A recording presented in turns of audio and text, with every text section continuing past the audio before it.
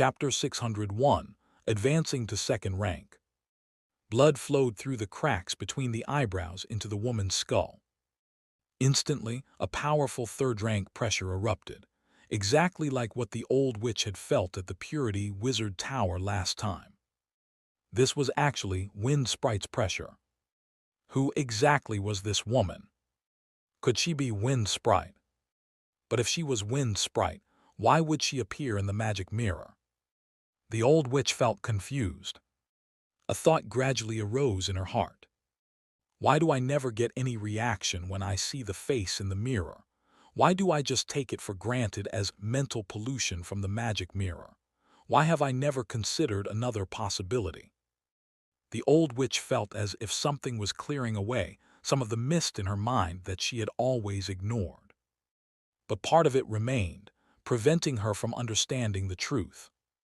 While the old witch was dazed, Wind Sprite had already waved her hand, controlling the woman covered in cracks like a porcelain doll to stand up.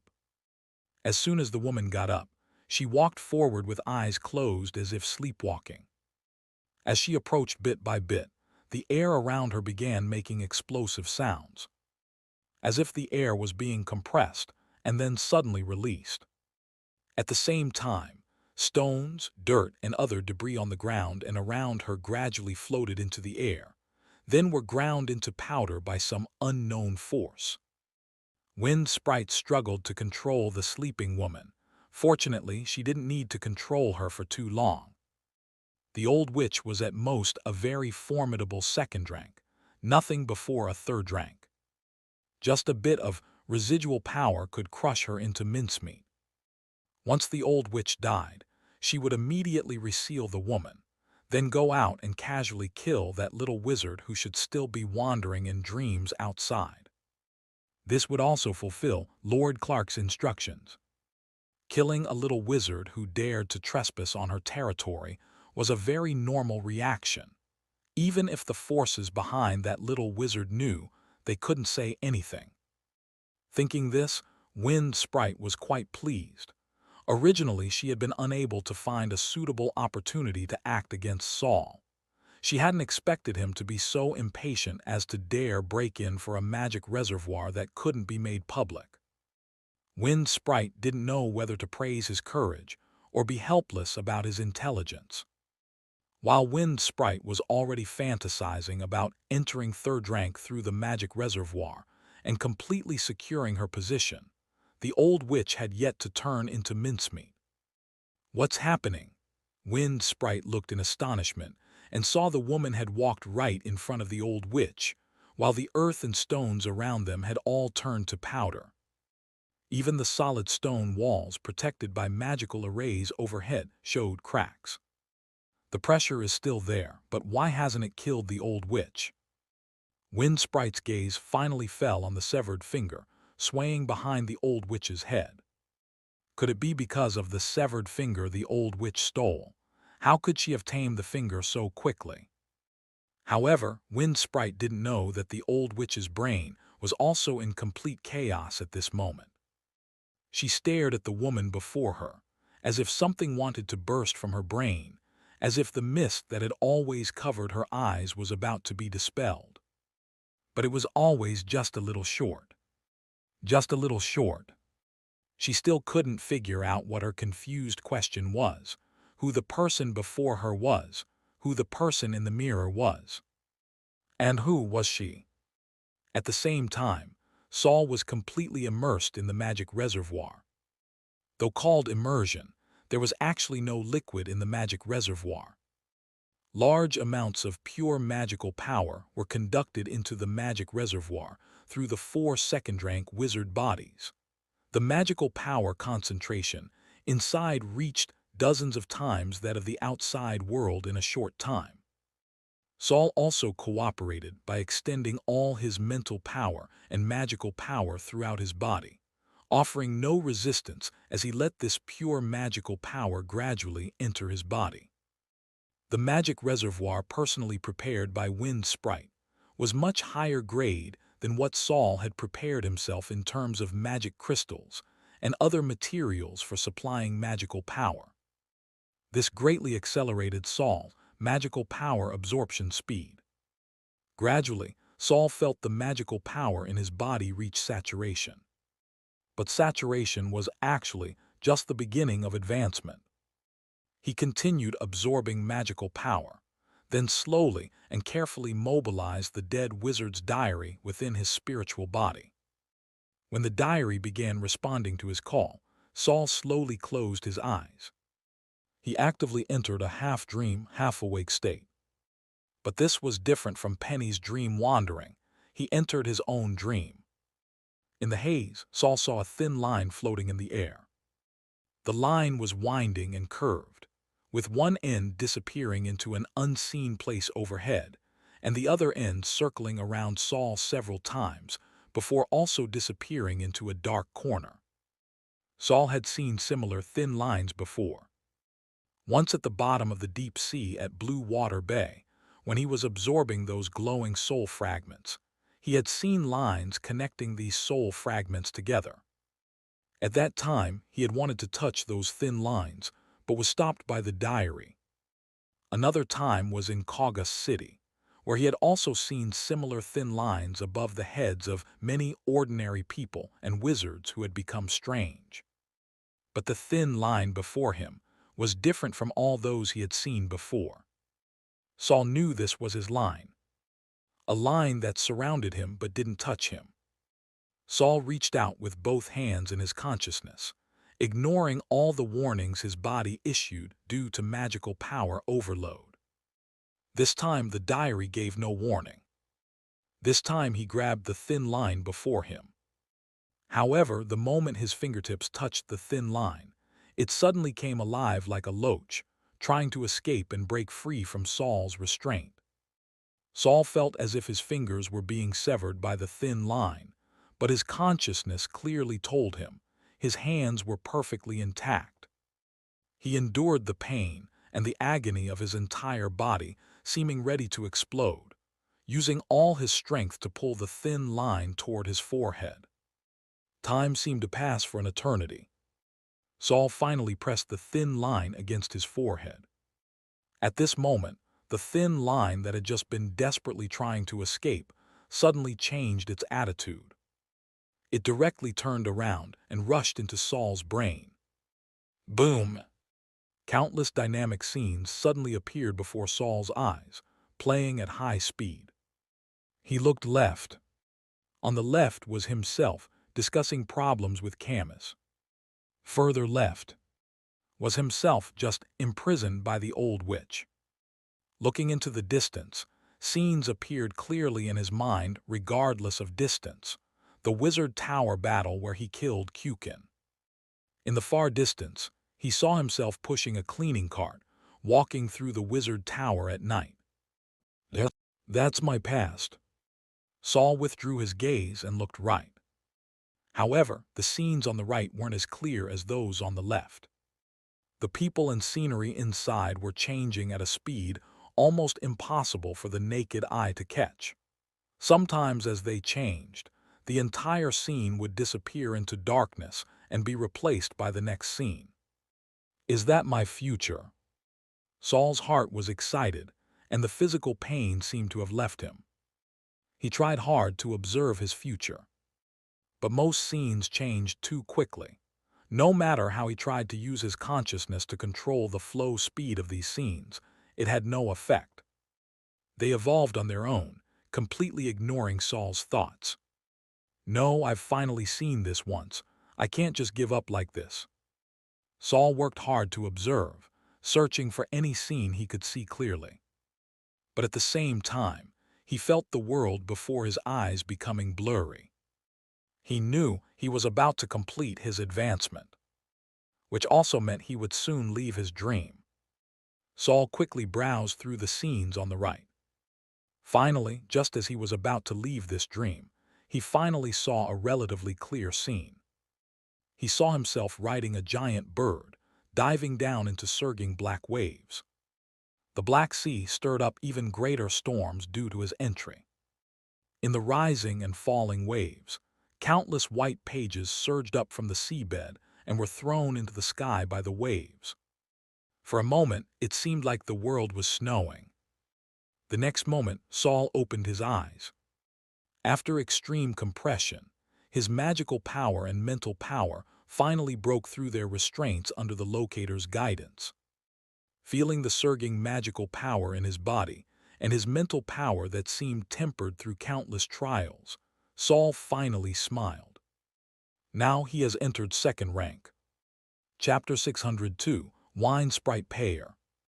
Although this advancement was successful, Saul's head was shrouded in dark clouds. The final scene he witnessed in his dream was hardly a good omen, especially those white pages scattered across the entire ocean, which seemed to represent that the diary had also undergone major changes. If the left side represents the past, then the right side likely represents the future. But the future is constantly changing, with only a few scenes visible clearly. Does this mean that the scenes we can see clearly are most likely to become reality in the future? The magic reservoir was still operating, though there wasn't much magical power left inside. When the magical power was exhausted, Saul suddenly discovered a flickering ball of light in the magic reservoir. This light orb was confined to the very bottom of the reservoir, and if Saul hadn't absorbed the magical metal inside, it would have been difficult to notice. Saul controlled his floating body to slowly descend, landing at the bottom of the magic reservoir. Now he could see more clearly. The light orb looked like a small ball of yarn, or perhaps a cocoon. Saul couldn't discern its composition, but he could sense the vigorous life force emanating from it. This also seems to be a fate line, but it's not stretched out. Instead, it's wound into a ball and sealed here. Fate line was Saul's term for the thin thread he had grasped in his dream. After all, calling it a thin thread all the time lacked sophistication. Saul had just developed his special second rank ability based on the diary's power, but his research into fate lines was still limited. However, he no longer needed to be as cautious as before. He leaned forward, touching the light orb with his fingertip. The moment of contact brought a bright, yet somewhat sinister face into Saul's mind. This face seemed familiar, though Saul couldn't immediately retrieve the corresponding information from his memory.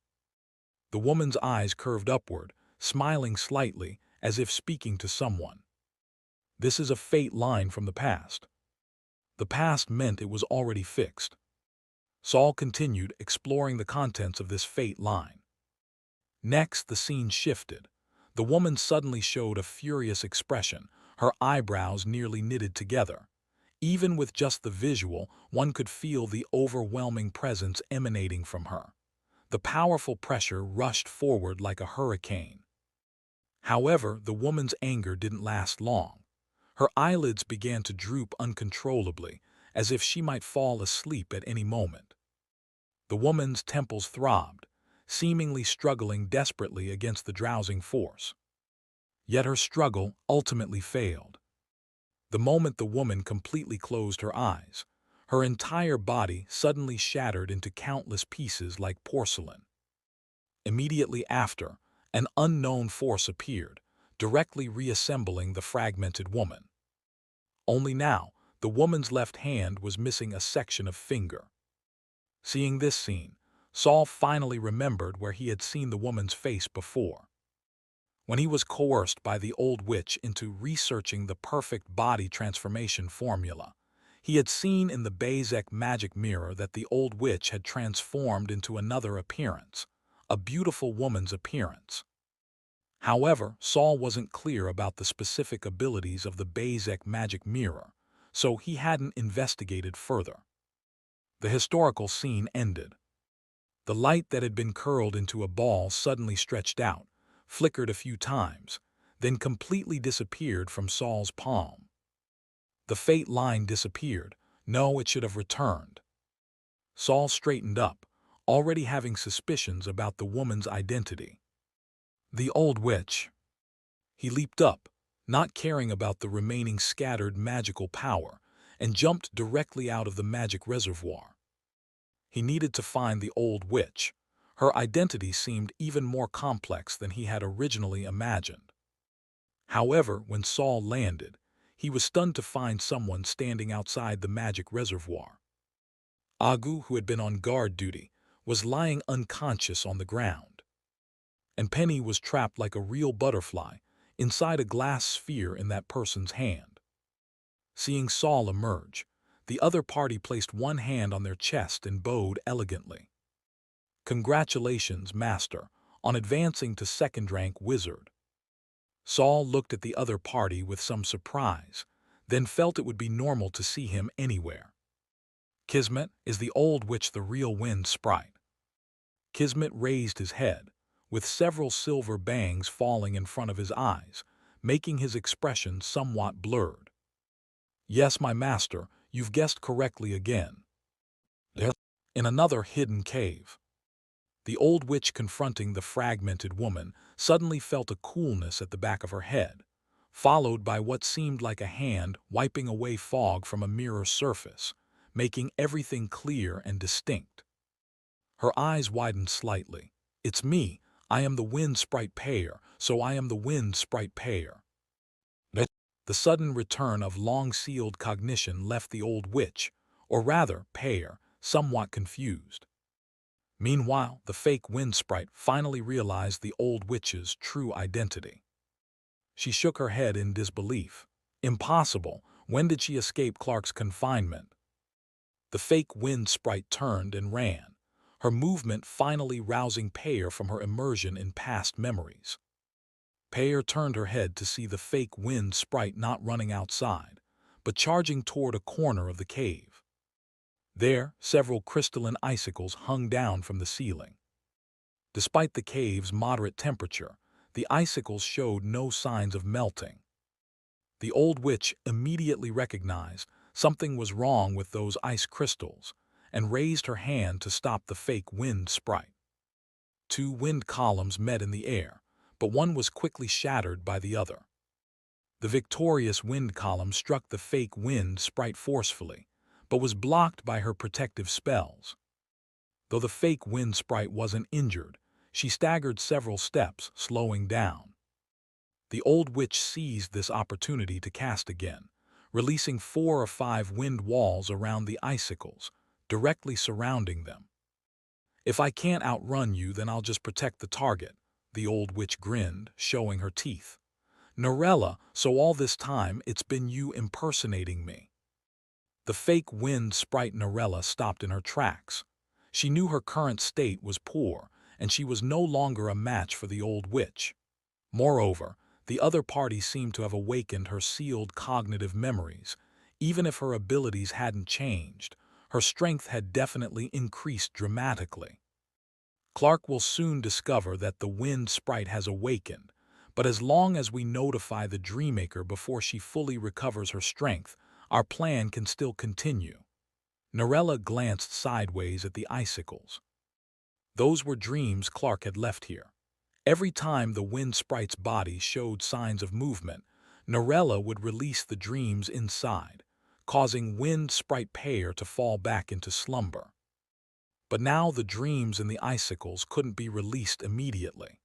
Even if the Dreammaker could come later to confine wind sprite Payer's consciousness again, by that time she would definitely already be killed by the wind sprite. After thinking this through, Norella was no longer in a hurry to notify Clark. She finally released the remaining third-rank pressure from her body, causing Payer, who hadn't yet recovered, to freeze completely. Then, instead of taking this opportunity to attack Payer, knowing that with the other party's abilities, she definitely couldn't kill her in one strike, Norella turned and ran toward the passage she had come from. Norella knew that if she wanted to survive, she had to immediately activate the magic reservoir and advance from second rank to third rank. The traps along the way, and the dream traps Clark had left behind, should be able to delay Payer's pursuit. Chapter 603, The Whole Story. Payer hadn't expected that even now, Norella still refused to engage her in direct combat. The other party transformed into a black shadow and immediately disappeared into the passage she had come from. She's going to the magic reservoir. Will she run into Saul? Although Pear had left Saul alone in the passage when chasing Narella, she believed that boy with his miraculous methods would find a way to break free from the traps Narella had set. But if he encountered Narella head-on during his advancement, Pear was about to give chase when she suddenly felt entangling forces behind her. She turned back to see her own riddled body, seemingly extending an invitation to her, its long-absent master. Pear paused for a moment, thought of Saul outside, and still pursued without hesitation. However, she had just reached the fork in the passage when she saw Saul and the fake wind sprite Narella. Strangely, Saul had one hand pressed against the fake wind sprite's forehead, while the latter remained motionless, allowing him to do as he pleased. At this moment, Saul also saw the old witch and noticed that her expression differed greatly from her usual carefree demeanor. "Old witch, or should I call you Lady Wind Sprite?" Pear pursed her lips. "Even if you use honorifics, I can't feel any respect. You might as well call me Old Witch, or you can call me Pear directly." I'll stick with Old Witch then." Facing such a face, Saul couldn't bring himself to say the name Pear. Pear mentally rolled her eyes but didn't mind. "You've advanced to second rank so quickly." "Actually, the preparations were completed when I finished the magic reservoir. Plus, this second-rank imposter who was pretending to be the wind sprite helped me upgrade the magic reservoir, so everything fell into place naturally." Saul casually glossed over his years of preparation work. Even so, Pear's gaze toward Saul carried a few more traces of wariness. She looked at the motionless Narella. "What did you do to her?" "She's already dead." Pear's heart jumped. Not only had Saul quickly completed his advancement, but he had also killed Narella in such a short time. This guy had just reached second rank and could already easily kill a veteran second-rank wizard. Wasn't that a bit too exaggerated? Pear's wariness increased further. She stepped forward to examine Narella and discovered the latter had indeed lost all signs of life. It was just that she had died too quickly, and Saul's method of killing was too bizarre, making her body appear no different from a living person. In front of Pear, Saul stored away the fake wind sprite's corpse. "My original plan was to advance to second rank, kill Wind Sprite, then quickly escape. But I discovered this Wind Sprite was completely fake, while the real Wind Sprite had been hiding her identity by my side for a year." "Old Witch, can you tell me what exactly happened to you now?" Pear stared intently at where Narella had disappeared. After a moment, she sighed softly. "Follow me." However, Saul pointed toward the passage they had come from. "Nothing else is urgent, but can you disable the traps the fake wind sprite set? Otherwise, I'm afraid my subordinates will fall apart." Pear nodded. "That also requires going to another cave. There are controls for everything there." The two quickly arrived at another cave. Pear went to control the magical golems to stop attacking and switch to defensive mode.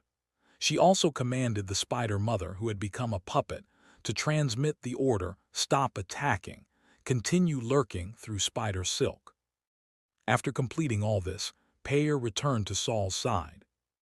At this moment, Saul was observing the fragmented woman standing in the middle of the cave, his gaze lingering on her shattered face and the hand missing a section of finger. "Now, can you tell me what exactly happened?" Pear walked to her original body. "Actually, even now, I feel like I've been having a dream." She suddenly placed both hands on her original body's shoulders. Then a terrifying scene occurred. The old witch's body actually began to slowly melt. But these melted parts didn't drip down.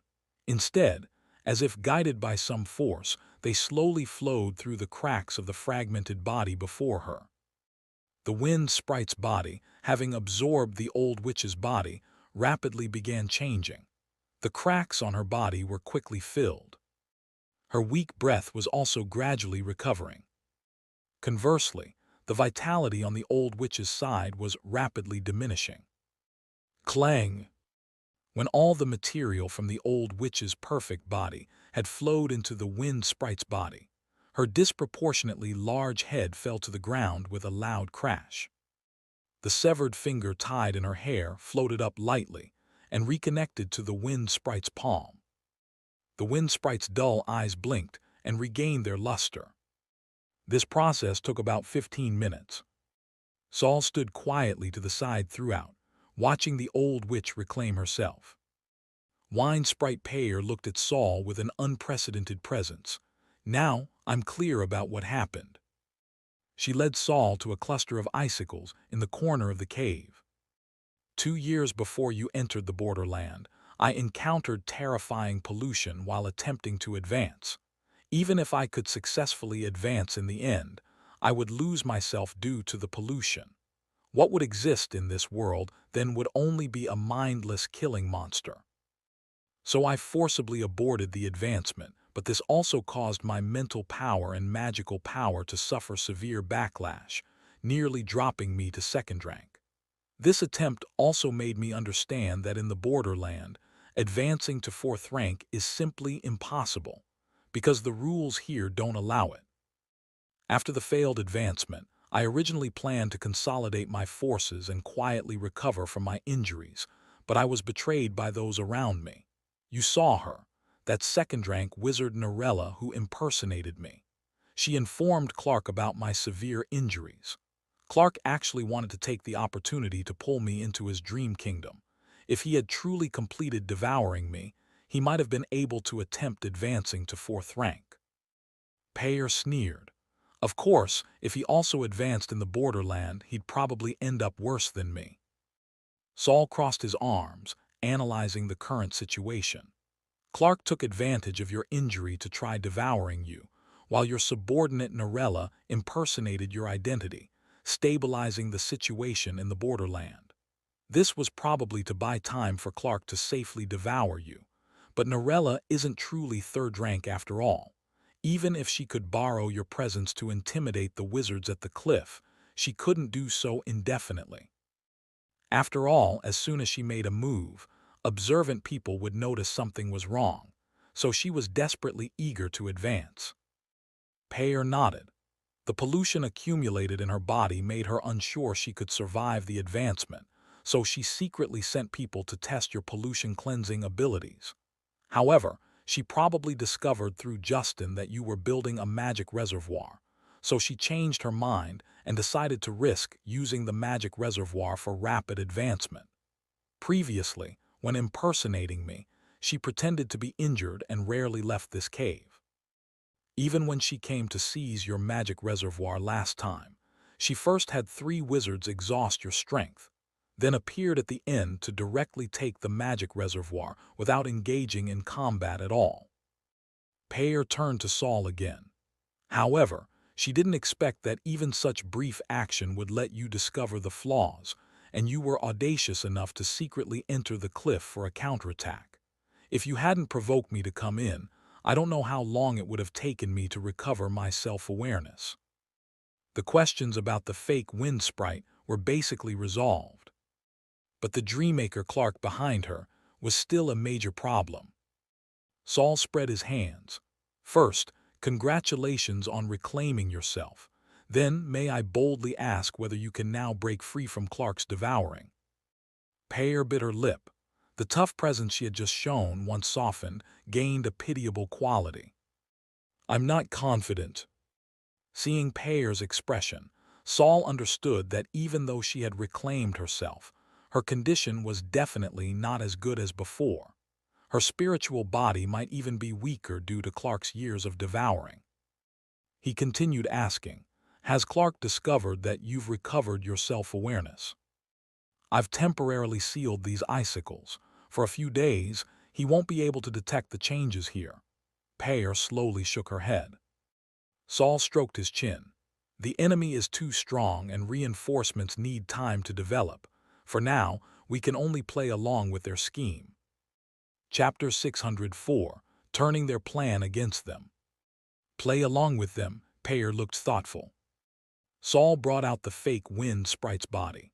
First, we need to figure out exactly how Clark is devouring you into his dreams. Then we need to sever this connection and help you recover your peak strength as quickly as possible so you can resist Clark's next move. All of this requires time. Saul summoned Anne with a single command and had her enter the fake wind sprite's recently deceased body. "Oh, master, you got me a new body to play with." Anne was very satisfied with the fake wind sprite's body, immediately exploring it with her hands upon awakening. Saul shared the information he had obtained with the consciousness bodies, then said to Anne, "During this time, stay here and disguise yourself as the fake wind sprite. Try to buy time for." Saul glanced at the enchanting woman standing beside him. Try to buy time for Peyer to recover." Anne patted her chest. "No problem, master. It's just that I don't understand the fake wind sprite, so I'm afraid I won't imitate her well." "It doesn't matter," Peyer spoke up. "Narella was only imitating me anyway. You just need to delegate everything to your subordinates and spend your days in a daze when there's nothing to do." That sounds pretty simple. Anne's eyes rolled as she began learning Peyer's posture and stance. It must be said that Anne was quite talented. With that pose, she actually looked more like the real Peyer than the fake wind sprite had. Saul turned his head as if looking at something. After a moment, he said to Peyer and Anne, "This appearance can only fool the wind sprite's subordinates. If Firefly Lord Herbert comes, he'll definitely notice something's wrong." "Herbert?" Peyer frowned. "He and I have never gotten along. Are you saying Herbert had secret contact with Narella? With his abilities, it would be impossible for him not to see through Narella's disguise, so he also knew about Clark's attempt to devour me."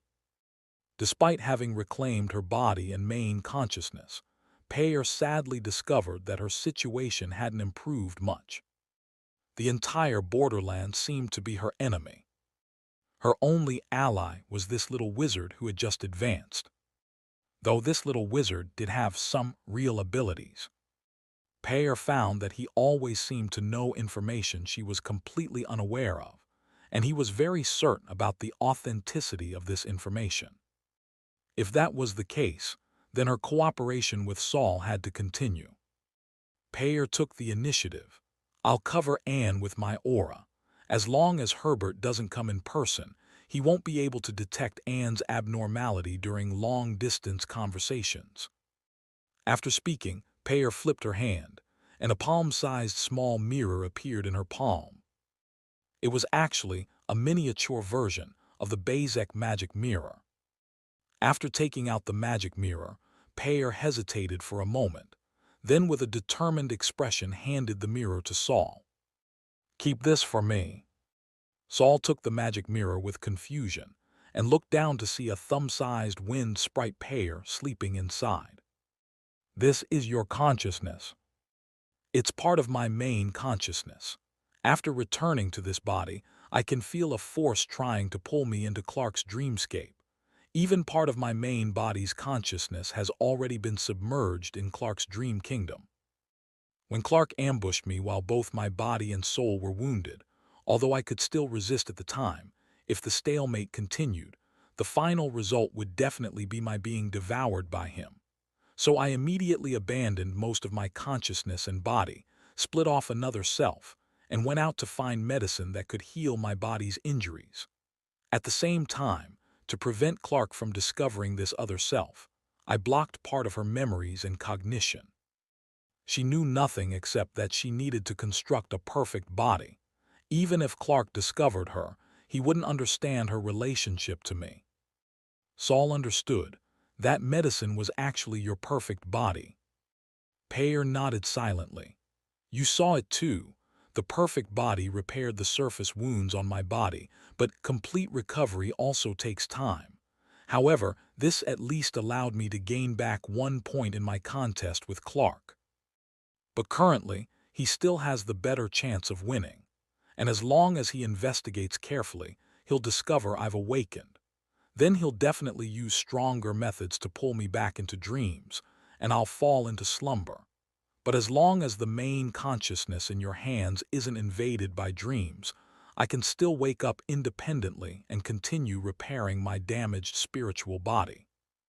So just as you said, I need more time now. Saul put away the magic mirror solemnly. I'll take good care of it. Pear smiled with curved eyes. She slowly approached Saul and wrapped her arms around his neck. Now it's your turn to state your conditions. Saul's body tensed slightly. My conditions. Of course. You're having your servant disguise as Narella and helping me keep my main consciousness in the magic mirror. I don't believe you don't know this will completely offend Clark, and I don't believe you're truly this kind-hearted. So, tell me what you want now.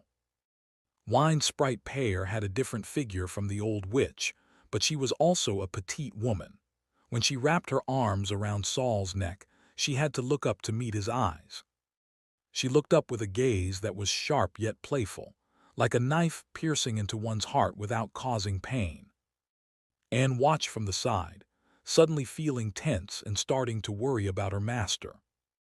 I wonder if Master can maintain his composure. Damn, I should have helped Master train in this area more often. Speaking of wizard, does Master have no experience in this area at all? Anne was anxious on the sidelines. Pear also stared intently at Saul, waiting for his answer. The result. Cough, cough, cough. Saul lifted his hands to remove Pear's soft arms, covering his mouth with one hand. Sorry, let's just talk normally. I don't know why, but I keep thinking of you with the old witch's head. If you stand farther away, I won't have such a strong sense of déjà vu. The smile on Pear's face stiffened for a moment. She glanced at the old witch's head on the ground and waved her hand casually, sweeping it to an invisible corner. Fine, she changed her demeanor, becoming somewhat impatient, stepped back, and leaned against the stone platform that had originally held the wind sprite's body. You'd better hurry up. Clark might probe my condition at any time. If I fall asleep immediately, you'll have to wait until I wake up next time to negotiate conditions. Saul put away the smile on his face and said seriously, First, I need your faction's protection for the Purity Wizard Tower. That's no problem. The territorial divisions of third-rank wizard factions aren't as clear as duchy territories. Clark doesn't have time to worry about a small lake right now. Second, I need you to help me advance to third rank. Just advanced to second rank and already thinking about third rank, Pear snorted. Although you're indeed a genius in research, the higher the wizard hierarchy goes, the more difficult advancement becomes. If 1 out of 10 second ranks can advance to third rank, that's already good luck. I don't know about others, but I'm confident in myself. Saul paid no attention to Pear's mockery. Since I'm certain I can advance, what's wrong with starting preparations from the beginning? Pear didn't know whether to praise his confidence or laugh at his arrogance, so she simply agreed. Fine, but you also need to understand one thing. Starting from second rank, advancing to third rank, external resource assistance is no longer the main factor. What can truly help you advance is your understanding of yourself and your communication with the world. Chapter 605, Deep Thinking. Understanding of yourself and your communication with the world. 5 days later, Saul finally returned to the Purity Wizard Tower. Lying on the pink sofa his mentor had left him, and pondering Wind Sprite Pear's words. That day, shortly after they had agreed on conditions, Pear indeed fell back into slumber as she had predicted. Anne continued disguising herself as the Wind Sprite, leading Saul, who was disguised as one of the Wind Sprite's guard attendants, out of the cliff. Outside, Brando was still entangled with the wizards from the cliff. Seeing the signal Saul released, he immediately turned and ran. Anne stopped the others who wanted to give chase, only letting Saul alone pursue Brando. From then on, Saul never returned. Anne temporarily stayed behind, disguising herself as the fake Wind Sprite with the real Wind Sprite's help. beginning a period of blissful life like a queen. With this, Saul's counterattack plan was perfectly completed. Although there were several unexpected interludes along the way, they actually brought him many unforeseen gains. Now, he not only didn't need to worry about retaliation from the cliff, but also gained a third-rank ally. Although that third rank's current situation was also very dangerous, third rank was still third rank. Before she completely perished, no one dared disobey her commands. Soon enough, Saul should receive a peace treaty sent from the cliff.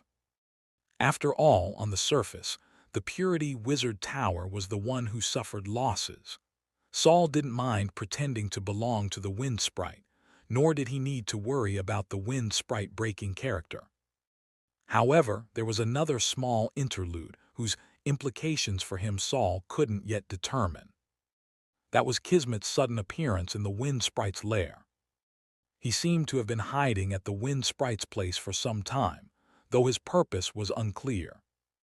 After Kismet's exaggerated greeting to Saul, he said nonsensically, "Master must protect Miss Payer well. The borderland is about to belong to someone else." However, when Saul was guessing that the old witch was the Wind Sprite, he had already decided to cooperate with her, so their thoughts coincided. But afterward, Kismet made a strange request. He knelt on one knee, raised both hands high above his head with palms up, as if begging for a reward. "Please grant me a fragment of your soul, master." Saul was stunned for a moment, but after coming to his senses, he directly severed a tentacle tip from his fingertip and placed it in Kismet's palm. This time it was Kismet who was surprised. He seemed not to have expected Saul to agree, much less agree so quickly. He raised his head, looking at the soul fragment swimming in his palm like a small gray fish. "Aren't you afraid I'll use this fragment against you?" Saul shrugged. The diary didn't object. Kismet suddenly laughed so hard his whole body trembled. "Will you always listen to the diary?" This was the first time anyone had asked Saul this question. After thinking for a few seconds, he answered calmly, "I have my own will." Kismet craned his neck, his face full of eagerness. "Based on your will, would you give me a soul fragment?" This time Saul didn't even need to think. Yes. Kismet stared at Saul in a daze. "Why?" Saul laughed heartily. "Then I won't tell you. Let you have a taste of being the Riddler for once." Kismet. As if to ease the awkwardness, Kismet naturally changed the topic. "The fake Wind Sprite is coming. It seems she wants to solve her current troubles by improving her strength. The fake Wind Sprite is only second rank. I can handle her." Saul had just advanced to second rank. Although he hadn't learned fourth rank magic yet, his Shadow Blade and Soul Fishing were both spells that could improve with his own strength, so he wasn't without means to fight. This was a perfect opportunity to understand what level his current strength was at, especially with Kismet here. However, Kismet didn't take the fellow second-rank fake Wind Sprite seriously at all. He suddenly moved behind Saul and said with a smile near his ear, "Master, battles between wizards don't require back and forth like warriors. You just need to move a thought and you can easily solve her." Saul whipped around, but found that Kismet had already vanished. Seeing the fake Wind Sprite's magical fluctuations getting closer, Saul hesitated no longer. He walked out of the cave's light barrier and intercepted the fake Wind Sprite halfway. The other party hadn't expected Saul to have already broken free from the dream and didn't have time to launch an attack immediately. But Saul activated his consciousness space the moment he saw the fake Wind Sprite. The change in strength after advancing to second rank was evident. The consciousness space that had previously struggled to pull in second-rank wizards, and even when successful had sometimes let them escape, now almost instantly confined the fake Wind Sprite's spiritual body, leaving her completely unable to resist. Due to the urgent situation, Saul wasn't sure what had happened on the old witch's side, so he held nothing back. He directly released countless tentacles in the consciousness battlefield, tearing the fake wind sprite's soul into countless fragments. Her consciousness also entered the last black page in Saul's book. But unlike before, just after awakening from the consciousness platform, Saul saw a semi-transparent thread extending from the fake wind sprite's forehead.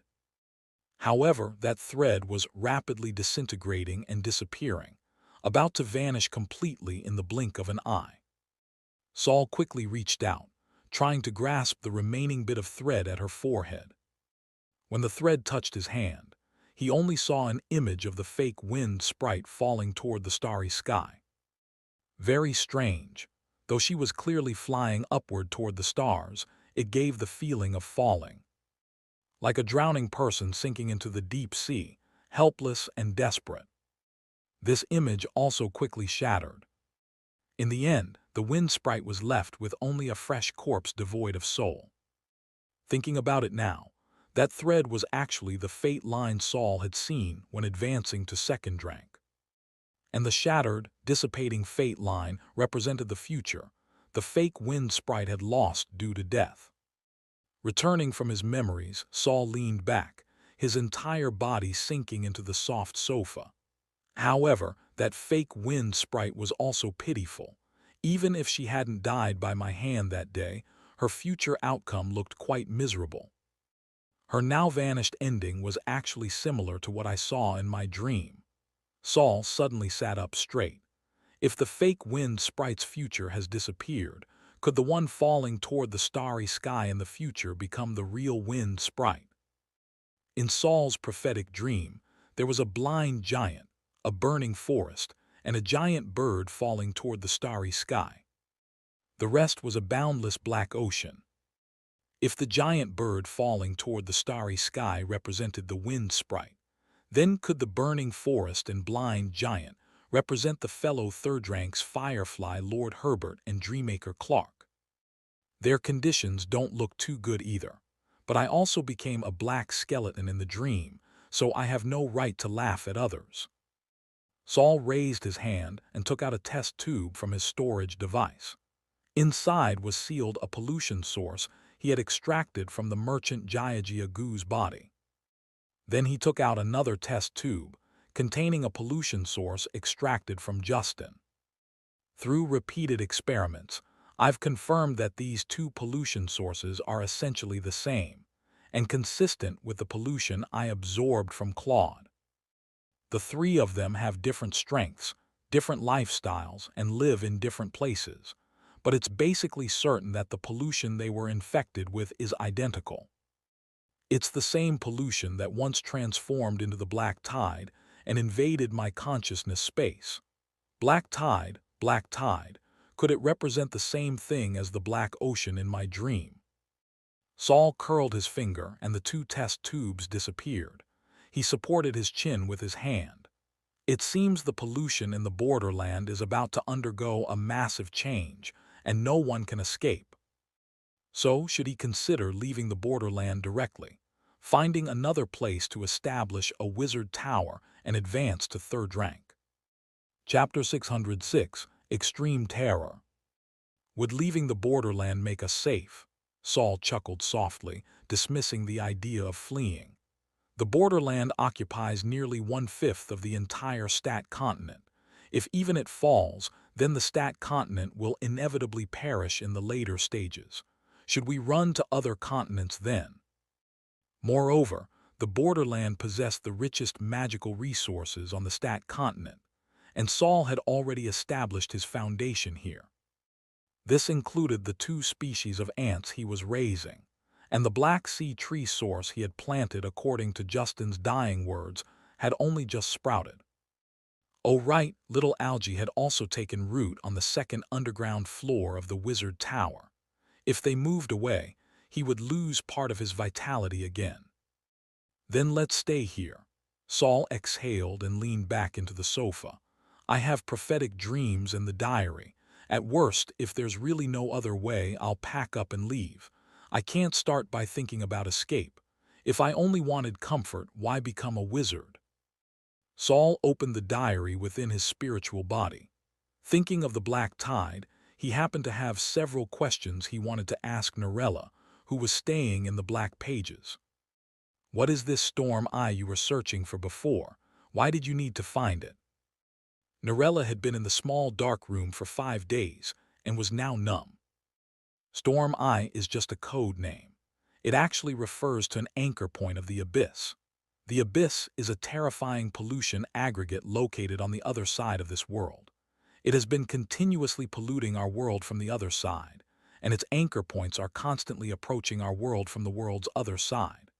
What we're looking for is the location where this anchor point is about to break through the boundary, so we can join forces with the Tribunal and Stargate Council to seal it together.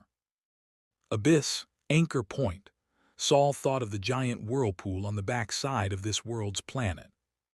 If that whirlpool were large enough and deep enough, it could indeed penetrate from the other side of the planet. But how could that whirlpool penetrate the entire celestial body without causing it to disintegrate? Was it simply because of magic, this new force system? What would happen if the anchor point breaks through the boundary? Saul continued to ask. People near the anchor point would rapidly mutate. This would then affect everyone who carries the unique pollution of the borderland hidden within their bodies. Everyone. That's what they say. Even leaving the borderland would be useless. The pollution within their bodies would influence each other. The more people that mutate, the faster the mutation spreads, and they wouldn't even need any contact with each other. Pollution mutation that can spread without contact. That sounds terrifying.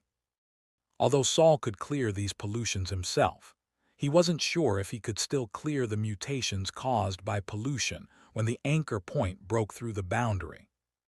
The black tide pollution before breaking through the boundary could already penetrate his consciousness space, though it ultimately retreated.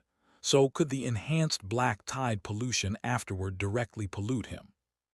For instance, turning him directly into a pitch-black skeleton. So at the very least, what you're doing now is right. We can't let the abyss's anchor point break through to our continent. Did you find the storm eye? Before I entered this dark space, not yet. It seems I'll have to remind Anne to continue the search. This matter must proceed simultaneously with restoring Payer's strength. At this moment the door was knocked, and from the sound he knew it was the steward Hope. Please come in. Hope pushed open the door.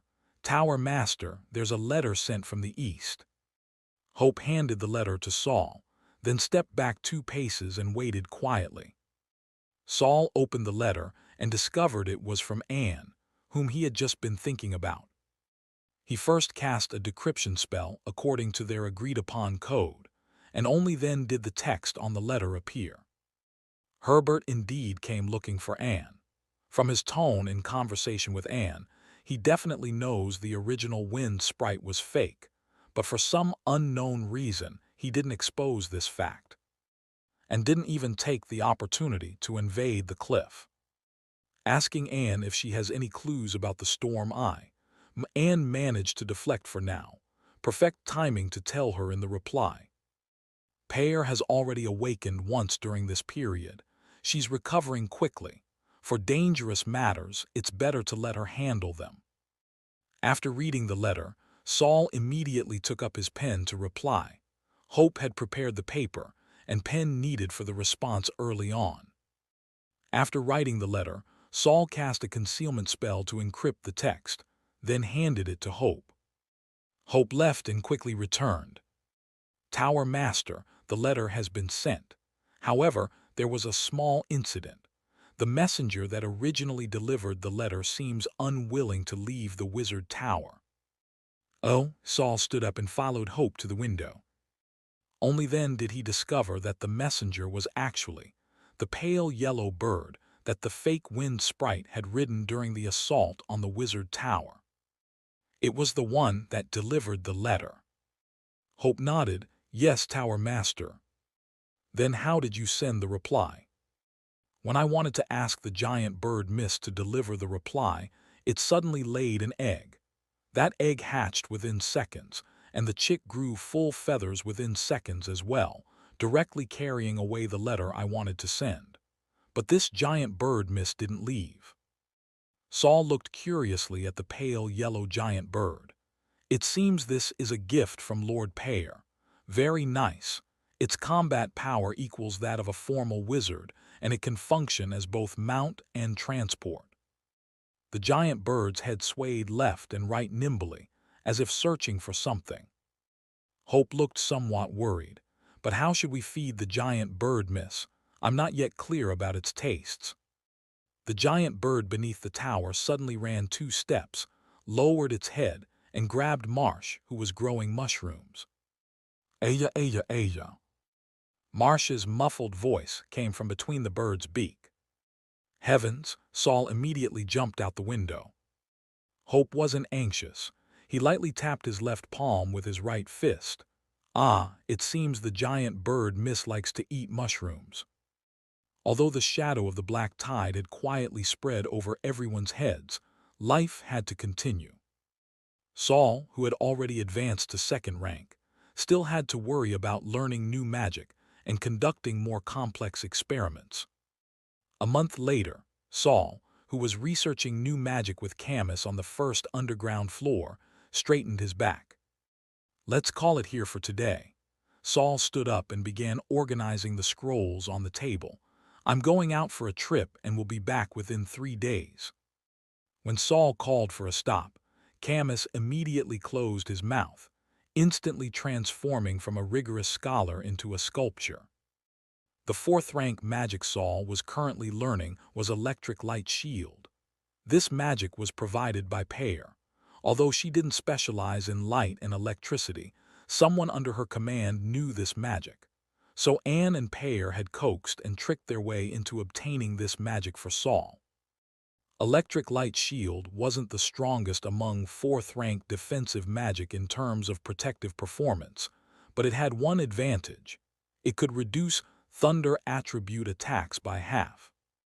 This compensated for one of Saul's weaknesses. Just the basic information for this 4th rank magic filled a thumb-thick spell book. Saul had spent over 10 days just interpreting it. Fortunately, he had Camus beside him, a wizard who had reached 3rd rank before death, to tutor him at any time. Otherwise, he might have needed even more time to fully understand this spell book. Now that he had finished interpreting it, he could attempt to cast the spell. However, since it was time for his promised visit to see his only apprentice Noah, Saul decided to set aside this headache-inducing magic for now and give his brain a change of pace. He left the 1st underground floor, greeted the steward, and then climbed to the 4th floor where he resided. However, just as Saul picked up the Chaos Realm compass, the door was knocked again. "What is it?" Saul asked, standing in place. Marsh brought back a wizard from outside who claims to be Byron and says he's your old friend. Would you like to see him? Holy shit! Saul threw down the compass and ran outside. Chapter 607, The Person in the Water. Saul ran all the way, rushing outside the wizard tower. When he finally reached the main gate, he didn't see Senior Byron anywhere. After looking around, Saul finally spotted Marsh, and a person completely covered in a black cloak in the mushroom field to the left of the wizard tower. He walked over, and before he could call out, the other person had already noticed him and turned around. Under the hood was still that familiar face, wearing a shallow, not particularly warm smile, looking at Saul. "I thought you would name the wizard tower Saul Wizard Tower." Saul also smiled. He walked over and punched Byron in the chest. "Senior, you didn't ask your way here all along the route, did you?" Byron still didn't like to talk much, only shaking his head. Saul knew that if he didn't continue asking, Byron would probably consider shaking his head a complete answer. Saul put his arm around Byron. "Come, let Senior see how my wizard tower turned out." The two walked through the wizard tower, and the environment here made Byron feel both familiar and strange. "Not bad." When they reached the 3rd floor, Byron gave a brief evaluation. Has Kelly recovered? Saul invited Byron to tour his laboratory while not forgetting to care about his friend's condition. Kelly has completely recovered and even advanced to third-level apprentice. She's now preparing to advance to true wizard. Byron paused for a moment. However, she's not suitable for coming to the borderland. It happens that quite a few changes have occurred within the Kema Duchy, so she went there to assist. Kelly came from a noble family in the Kema Duchy, so she could indeed participate in the duchy's internal affairs. Byron's right index finger and thumb suddenly inserted into his left palm. His left palm split open without bleeding. When he withdrew his right hand, there was a transparent small sphere on his fingertip, with an irregular piece of metal sealed inside the sphere. Alpha, Saul immediately recognized this as the radiation poison Kelly had invented. Kelly said it's an enhanced version. Byron placed the small sphere in Saul's hand. She said her current strength differs too much from yours. Coming here probably wouldn't help you much. Only this enhanced alpha poison might help you ambush a few people. Saul accepted the alpha with lingering fear. Is there an antidote? Byron immediately answered, no. Saul grimaced. Well, looks like she left this problem for me to solve. Originally, Kelly had invited Saul to jointly develop an antidote, but unfortunately, they were interrupted by Wizard Goldo at the very beginning. Later, due to the Wizard Tower Rebellion, Kelly changed direction and abandoned her original research. However, Kelly's idea of separating soul and consciousness was quite suitable for Saul to continue researching. Saul put away the alpha poison and sighed lightly. It's better that she didn't come. He put away his smile and looked at Byron. Actually, Senior, I don't know whether I should let you stay in the borderland. The borderland might be brewing a huge crisis internally. If you stay here, you might even be in danger of pollution at any time. After hearing Saul's words, Byron's expression didn't change much. He just asked calmly, Saul, if I stay here, can I help you? Saul was speechless, then laughed. Then I'll continue to rely on Senior from now on. So Byron settled on the first floor of the Wizard Tower, perfectly filling the gap left by the old witch's departure. Saul told Byron about his experiences in the borderland, even telling him about his several encounters with Kismet. As expected, Byron just listened to these matters without any gossipy reaction. Afterward, Saul solemnly told him that if he discovered any abnormal pollution in his body, he must tell him immediately for cleansing. As long as they ensured their bodies had no pollution unique to the borderland, even if the black tide erupted here in the future, Byron and Saul, without pollution in their bodies, would be minimally affected. However, after hearing Saul's research on black tide pollution, Byron became interested in the black powder Saul had brought back from the Chaos Realm. Since Saul had many things to keep busy with, he gave Byron some samples to research as he pleased. Peyer suddenly opened her eyes. When she woke from her dream and made the motion of opening her eyes, she felt as if she wasn't opening her eyes but tearing off adhesive tape that was tightly stuck to her skin.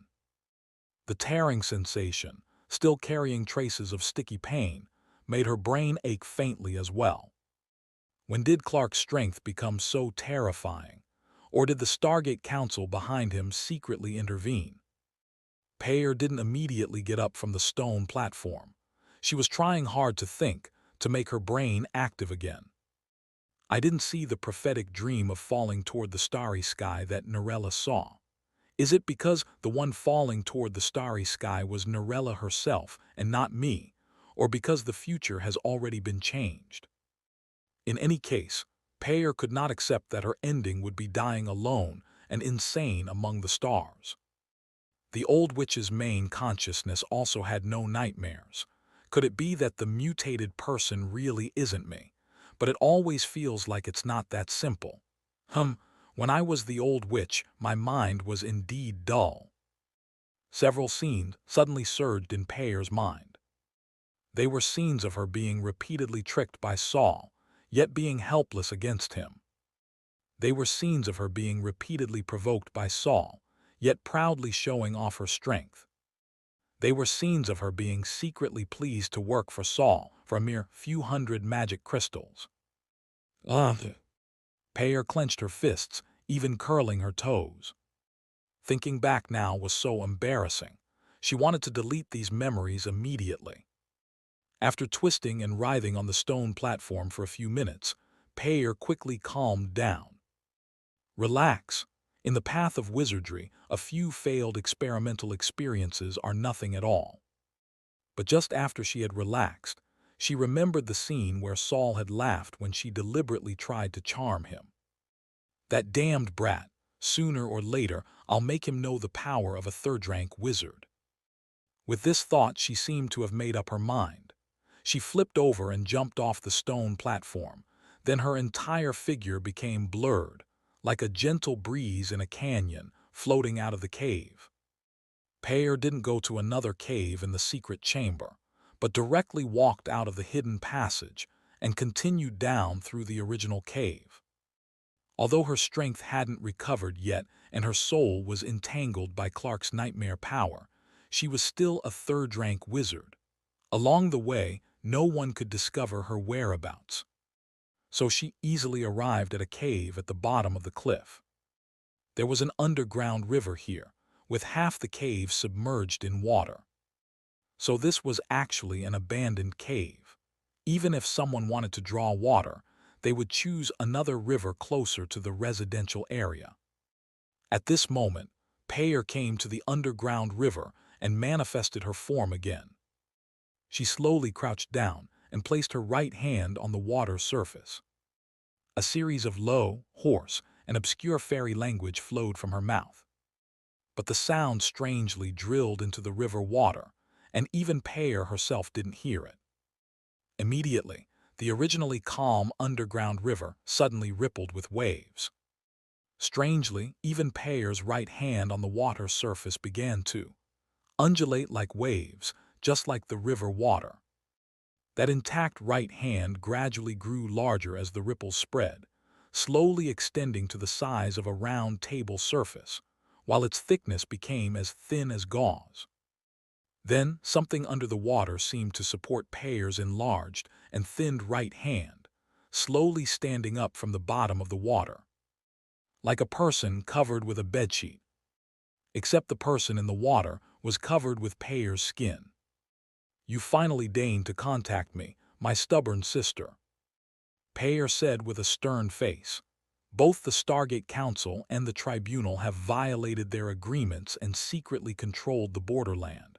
Ophelia, I hope you can still laugh after hearing this news." Chapter 608, Untouchable Knowledge. If the Tribunal controlled the Nefrit continent, and the Stargate Council managed the Escaper continent, then the Stat continent could be considered the abandoned child of all fourth-rank wizards. Between the Stat continent and Escaper continent, there was also an archipelago called the Sky Islands.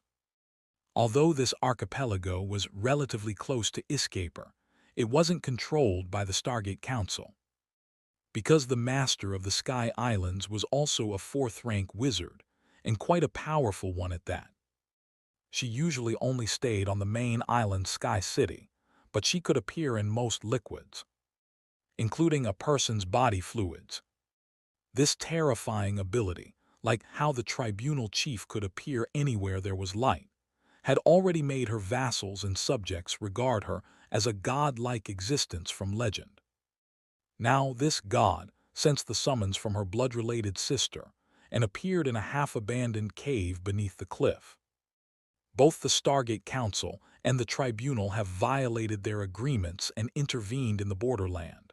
Ophelia, I hope you can still laugh after hearing this news. He. Payer. Silly little sister, you don't know what the Abyss's anchor point means to fourth-rank wizards. If the boundary breakthrough can no longer be stopped, then protection of the borderland will immediately become a fight for the anchor point. Pear frowned tightly. Even though she was already a third-rank wizard and had even attempted to break through to fourth rank 2 years ago, without reaching fourth rank, she knew absolutely nothing about certain hidden knowledge. Even if Ophelia told her directly, her brain would refuse to accept it, only able to hear these ambiguous descriptions. What exactly is the anchor point? Even if I tell you again, you won't be able to remember it. Ophelia was relatively patient with her sister. Pear had to give up. Fine. Then when the Tribunal and Stargate Council had us search for the Storm Eye, it wasn't actually to prevent the boundary breakthrough, but to seize the anchor point the moment the boundary breaks through. You could say that. The anchor point is something only fourth-rank wizards can touch, so I'll just ask you this. If the boundary breaks through, what will happen to the borderland? What will happen to me? I cannot foresee the future, but I can tell you about history. History. Do you know why the borderland is so dangerous yet has such abundant resources? Pear had already thought of it. She bit her lip, her eyes slowly narrowing. Because of the corpses of generation after generation beneath your feet, nurturing it over many years. Hey ha. Pear irritably interrupted Ophelia's annoying laughter. What if I directly leave the borderland? You can't leave, Ophelia said softly. Once you enter the borderland, you get marked. Everyone who has ever currently or will ever set foot in the borderland will become new nutrients for the borderland after the boundary breakthrough. When mentioning that her sister might die, Ophelia's tone didn't change at all, clearly indicating that her concern for her sister didn't include her sister's life. Hearing about her possible fate, Pear actually felt like a weight had been lifted from her chest, no longer feeling so uneasy. Then why did you have me contact you? Surely not just to inform me of my ending in advance. Of course, whether it's me or the other two major powers, the first choice definitely isn't to let the anchor point break through the boundary. What I just said is actually the last resort to salvage losses when we have no other choice. The human skin was pushed up by the water current below, forming two bumps, like a person raising both hands. I want to make a deal with you. Before the boundary breakthrough, I'll do my best to help you prevent it, but after the boundary breakthrough, I want you to help me seize the anchor point immediately.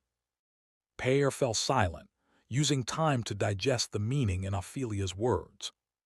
Actually, in other words, before the disaster erupted, Ophelia would help Pear prevent the disaster from erupting. For this, she would definitely provide Pear with assistance, such as restoring her strength and helping her resist nightmare erosion. But if they ultimately couldn't prevent the disaster from erupting, then Ophelia would immediately use Pear to seize the source of the disaster, the anchor point. As for the result of being used, it would most likely be death or mutation. Anyway, once the boundary was breached, her ending wouldn't be good, so she might as well accept Ophelia's proposal. So now there was one last question. How can I be sure you'll prioritize preventing the boundary breakthrough? Ophelia's voice became ethereal and uncertain, because even if any of us obtained the anchor point, we couldn't guarantee. Rather, our world would become even closer to. There were some key words that Pear completely couldn't hear clearly. Or perhaps she heard them but immediately forgot. Pear raised her head. Although she hadn't heard the key information, she instead felt the inherent rule power in Ophelia's words because of this. That was actually the most powerful evidence that she wasn't lying. I understand. Then I'll make this deal with you. Do we need to sign a contract? Haha, no need. Since the deal is made, I'll tell you something first. What? Haha, you're still in a nightmare right now. Pear suddenly opened her eyes and found herself still lying on the stone platform in the secret chamber, while Anne, the consciousness body Saul had left behind, was wearing Norella's body and staring straight at her. What are you doing? For a moment Pear's tone was very stiff. She still wasn't sure whether she was currently in a dream. Anne stepped back 2 steps, also looking at Payer warily. "You were acting very strange just now. Who are you?" Payer completely ignored her, sitting up by herself and looking at her right hand. Her right hand hadn't become wide, thin gauze. Seeing that Payer didn't acknowledge her, Anne actually felt relieved. "It's good that you're still alive, otherwise I'd have to go back and report to Master." Payer still ignored Anne, only suddenly extending her right hand to cut a wound on her left palm. Red blood with several silver threads flowed out under her control, quickly gathering into a small pool of blood in her palm. A woman's silhouette faintly appeared on the surface of the blood pool. A voice also came from within. "I blurred your dream. The nightmare can't see the real scenes inside clearly." Payer clenched and opened her hand, and both the blood and wound completely disappeared. "Even if you blurred my dream this time, I can no longer distinguish which previous scenes were dreams and which were real." She clenched her fist again. "If I've already confused reality and nightmare before, has Clark already discovered my plan with Saul?" Thinking of this, she felt a chill down her back, feeling that Clark's lack of response to their scheming was terrifyingly deep. She immediately turned to Anne and said, "Do you have a way to quickly contact Saul?" Anne was stunned. "Only communication." "Writing letters? No, too slow. I'll go find him personally." After saying this, Payer jumped down from the stone platform. But Anne felt something was wrong. "Don't you often get pulled into dreams? What if you fall asleep halfway?" Payer didn't explain in detail, only hurriedly saying, "Not anymore," before rushing out of the cave. Anne only blinked, and Payer had disappeared from sight. She raised her hand, but didn't know if she could call the other party back. "I came to find you, actually to tell you. Subordinates reported that they suspect. They found the Storm Eye." Unfortunately, only the heir heard this sentence. Anne sighed helplessly. "Fortunately, I just wrote to Master about this. If she's also going to find Master, they should be able to receive this news together, right?" Chapter 609. The Pitiful Apprentice and the Serious Senior. Byron was still used to treating his living space as his laboratory. He took the black powder and went back to his room to study alone. Saul welcomed his long-unseen senior, though the senior was no longer as powerful as him now, and was delayed by a day before going to see his little apprentice Noah, whom he had left in the Chaos Realm. The Chaos Realm was still filled with black sand and soil everywhere. Looking around, the terrain gently undulated with no tall mountains or forests visible. Only at the horizon could one see some grayish-black mountainous undulations. Saul turned back and saw a crooked little house on a small hill. Or it could be called a little shack. The building materials were mainly some unused shelving that Saul had thrown to Noah. Marsh, who was no longer driving carriages, had provided giant mushrooms, but unfortunately these mushrooms couldn't grow robustly in the Chaos Realm. They could only grow to finger thickness in potted plants, barely enough to satisfy hunger. Saul walked to this crude house in a few steps and circled around without seeing Noah. He simply flew into the air and quickly spotted the little apprentice working with his head down in a distant depression. Saul flew over and just happened to see Noah pulling a dark green plant from the ground, somewhat resembling aloe. "Master," Noah looked up and saw Saul, immediately becoming so excited that tears filled his eyes. Life in the Chaos Realm was very difficult to endure. He both wanted to encounter other people and feared encountering them. Living alone, apart from sunrise and sunset, there was almost no sense of time passing. Moreover, since Saul hadn't come within a month, Noah hadn't slept well these past 2 days, constantly worrying that Saul had abandoned him here. Seeing his teary little apprentice, Saul knew what he was worried about and couldn't help but smile as he patted the boy's head. After little Algae flew out from Saul's neck and wrapped around Noah's waist, Saul took Noah and flew back to his little house. Didn't you use the magical tools I gave you when building this house? Some magical tools could also be used by ordinary people without magical power. Noah shrank his neck. I thought it would be better to conserve magic crystals before getting familiar with this place, so I couldn't bear to use them. He was somewhat worried that Saul would blame him for not trusting him. But Saul approved of Noah's choice. That's fine. After all, you're living here alone, so having your own judgment is more important. What are you holding? A plant from here. Noah raised his hand. It's a plant with relatively high water content. I tested it with the reagents you left me, and it's basically safe, so I wanted to transplant it near the house to see if I could cultivate more.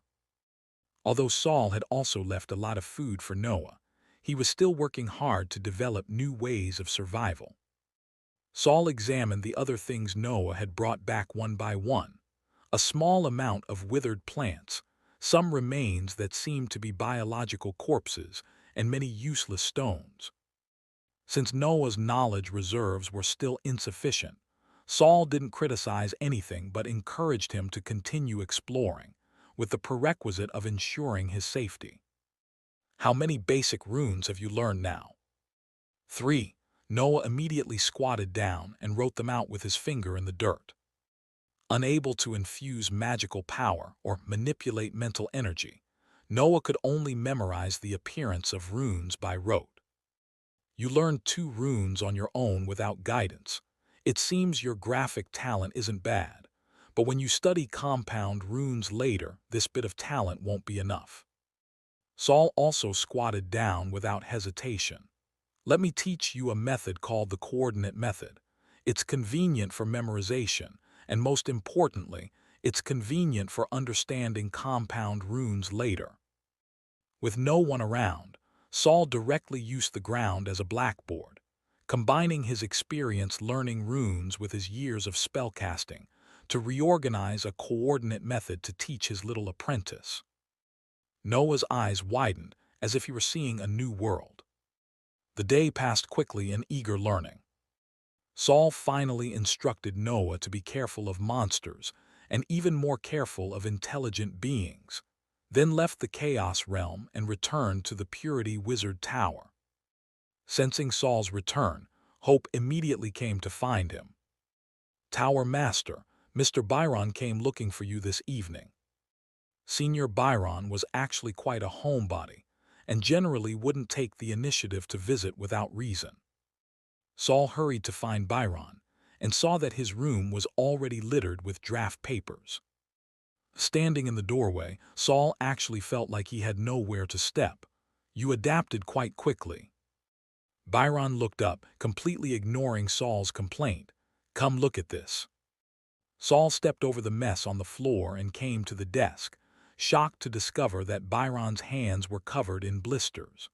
Some blisters had already burst and were still oozing greenish fluid. Pollution, Saul immediately frowned. But Byron pointed at the parchment spread out on the table. Look at this. Only then did Saul shift his gaze to the paper. He saw that the parchment was filled with crooked writing, reaching a conclusion at the end. The composition formula of black powder, Byron's abbreviation for the powder Saul brought back from the Chaos Realm, which had the same pollution source characteristics as the black tide, is reversible.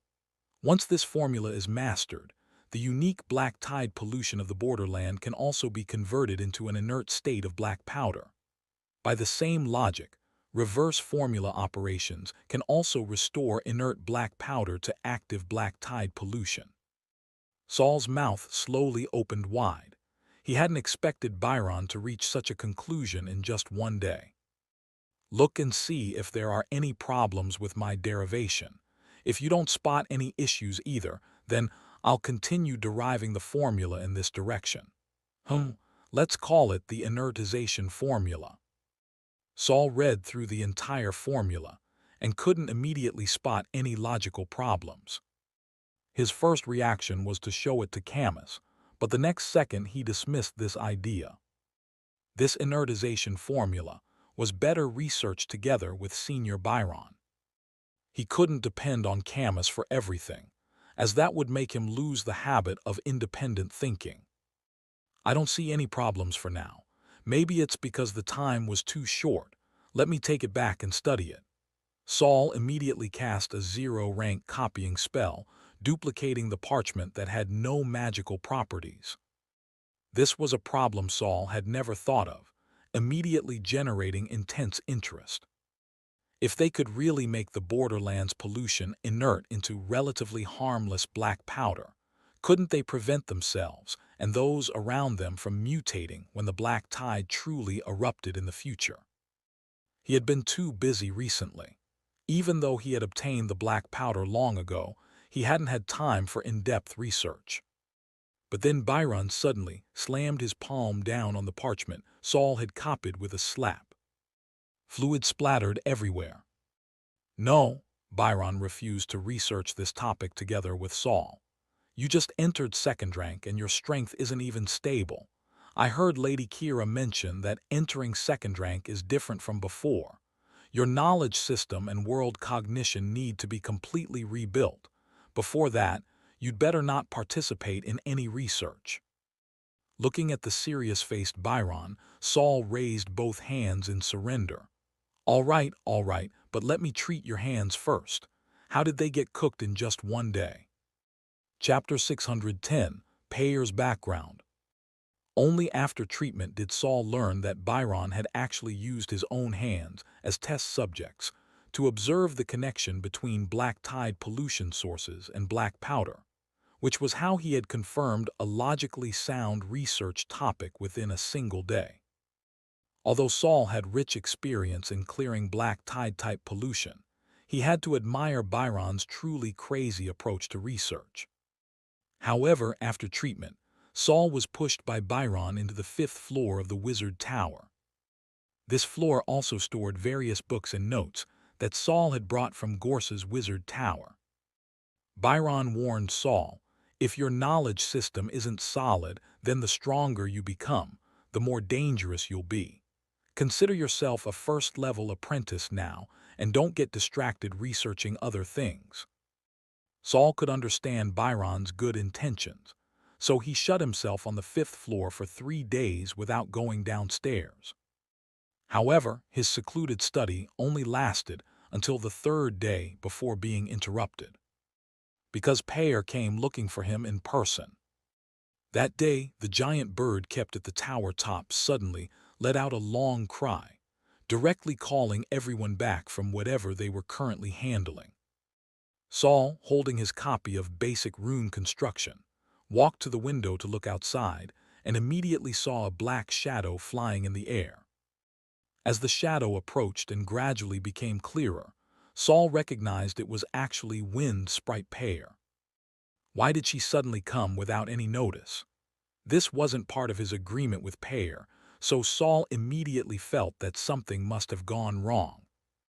Payer wore a silver dress that flowed like water, yet maintained a certain distance from her body even during high-speed flight, not outlining the Wind Sprite's graceful figure, preserving the dignity of the great Wind Sprite. Saul watched as Payer flew over the small hills, across the mushroom forest, and even when she reached above Rhine Lake, she didn't fall due to losing magical power. Just as expected, Saul wasn't too surprised. He had long suspected that third-rank wizards likely wouldn't be affected by Rhine Lake's magic prohibition. Rhine Lake's magic prohibition principle is actually the super-strong gravitational pull that certain substances at the lake bottom exert on magical power and mental energy. When an object itself doesn't possess magical power and mental energy, or when its control over magical power and mental energy exceeds the gravitational pull, this magic prohibition effect is greatly weakened or disappears entirely. Payer's speed was noticeably slower when flying over Rhine Lake than when she was in the distance, and after crossing the lake, she slowly landed on the Wizard Tower's circular platform. Indeed, powerful wizards all like to use the upper entrance. Seeing this, Saul knew he had to go out. So he put down his book and went directly up to the circular platform via the stairs outside the door. Why did you suddenly? Saul's question was only half finished when he saw Peyer approaching him expressionlessly. I previously underestimated Clark. Even after returning to my own body, I couldn't completely break free from his nightmare's constraints. Sometimes I can't distinguish when I'm dreaming and when I'm awake, so he very likely has already discovered our plan. Peyer spoke very quickly. Although she appeared calm on the surface, her speaking pace, much faster than usual, still betrayed her anxiety. Hearing the news Peyer brought, Saul's heart also tightened, but he remained relatively calm, thinking of ways to break the deadlock. Can you be certain right now that our conversation isn't part of your nightmare? Peyer immediately nodded. I can be certain now. Saul raised his eyebrows and scanned Peyer's entire body. You sought help from others. Peyer was stunned, not expecting Saul's reaction to be so quick that he immediately guessed her actions. However, Saul probably hadn't thought that she hadn't initially sought help for the dream issue. But concerning a game with another powerful third-rank wizard, Peyer gritted her teeth and still revealed her trump card to Saul. I have a blood relationship with Sky City Lord Ophelia. Sky City Lord Ophelia, an extremely powerful fourth-rank wizard. Saul's expression completely changed. Is she your mother? Peyer's figure trembled, and her beautiful little face puffed up, actually looking somewhat cute. Her voice ground out through her teeth. She is my sister. Having said this, the anger in Peyer also dissipated. She continued, we share the same father except my mother was a sprite, while her mother was a human wizard. A sprite. The sprites Saul had seen in reality in books were all palm-sized. Peyer glared at Saul and immediately knew what he was thinking. Ophelia and I aren't normally conceived as life forms. We're children our father created using our respective mothers' bloodlines. It's just that Ophelia was created 2 years before me, so she counts as my older sister. Who is your father? You definitely wouldn't know him. He died long ago. In the latter half of his life, he was dedicated to creating new combined life forms with different intelligent species. In the end, he was killed by a monster he had created, and that monster and the other life forms soon died from mutual slaughter and species collapse. Only Ophelia and I survived. So the wind sprite really did have sprite bloodline. The appropriate gossip relieved some of the anxious tension from their earlier suspicion that Clark already knew their schemes, and Saul now returned to the main topic. His strength should currently still be above yours. Knowing you've awakened but taking no other action, just continuing to confuse you, clearly shows great confidence in his own nightmare abilities. Since that's the case, let's not let him know that we already know he knows about our plan to buy time for your strength recovery. Saul's last sentence was very convoluted, but Peyer immediately understood his meaning. You mean we continue turning their plan against them? Right, we won't change our previous communication methods. Like you suddenly coming to find me in person this time, we'd better think of a suitable reason. From now on, we'll continue communicating covertly, but only let him know what we want him to know. Saul paused, asking with some uncertainty, can you do this? Peyer nodded, but she was somewhat dejected, because her ability to do this didn't rely on herself. Just then, Peyer suddenly saw another figure appear on the tower-top circular platform. It was actually a completely unfamiliar male wizard. Peyer's eyes narrowed slightly, her first reaction being to kill this stranger. However, after seeing the male wizard's ordinary appearance, for some unknown reason, her heart softened and she didn't strike immediately. This softness only affected Peyer for an instant, after which she reacted, and her killing intent became even stronger as she prepared to gather magical power. But at this moment, Saul also reacted. He grabbed Peyer's arm that was about to rise and explained rapidly, Byron is my senior. I absolutely trust him. Pear didn't immediately change her mind. She looked into Saul's eyes. Your dreams might also leak secrets. Saul spoke firmly. I have my own methods.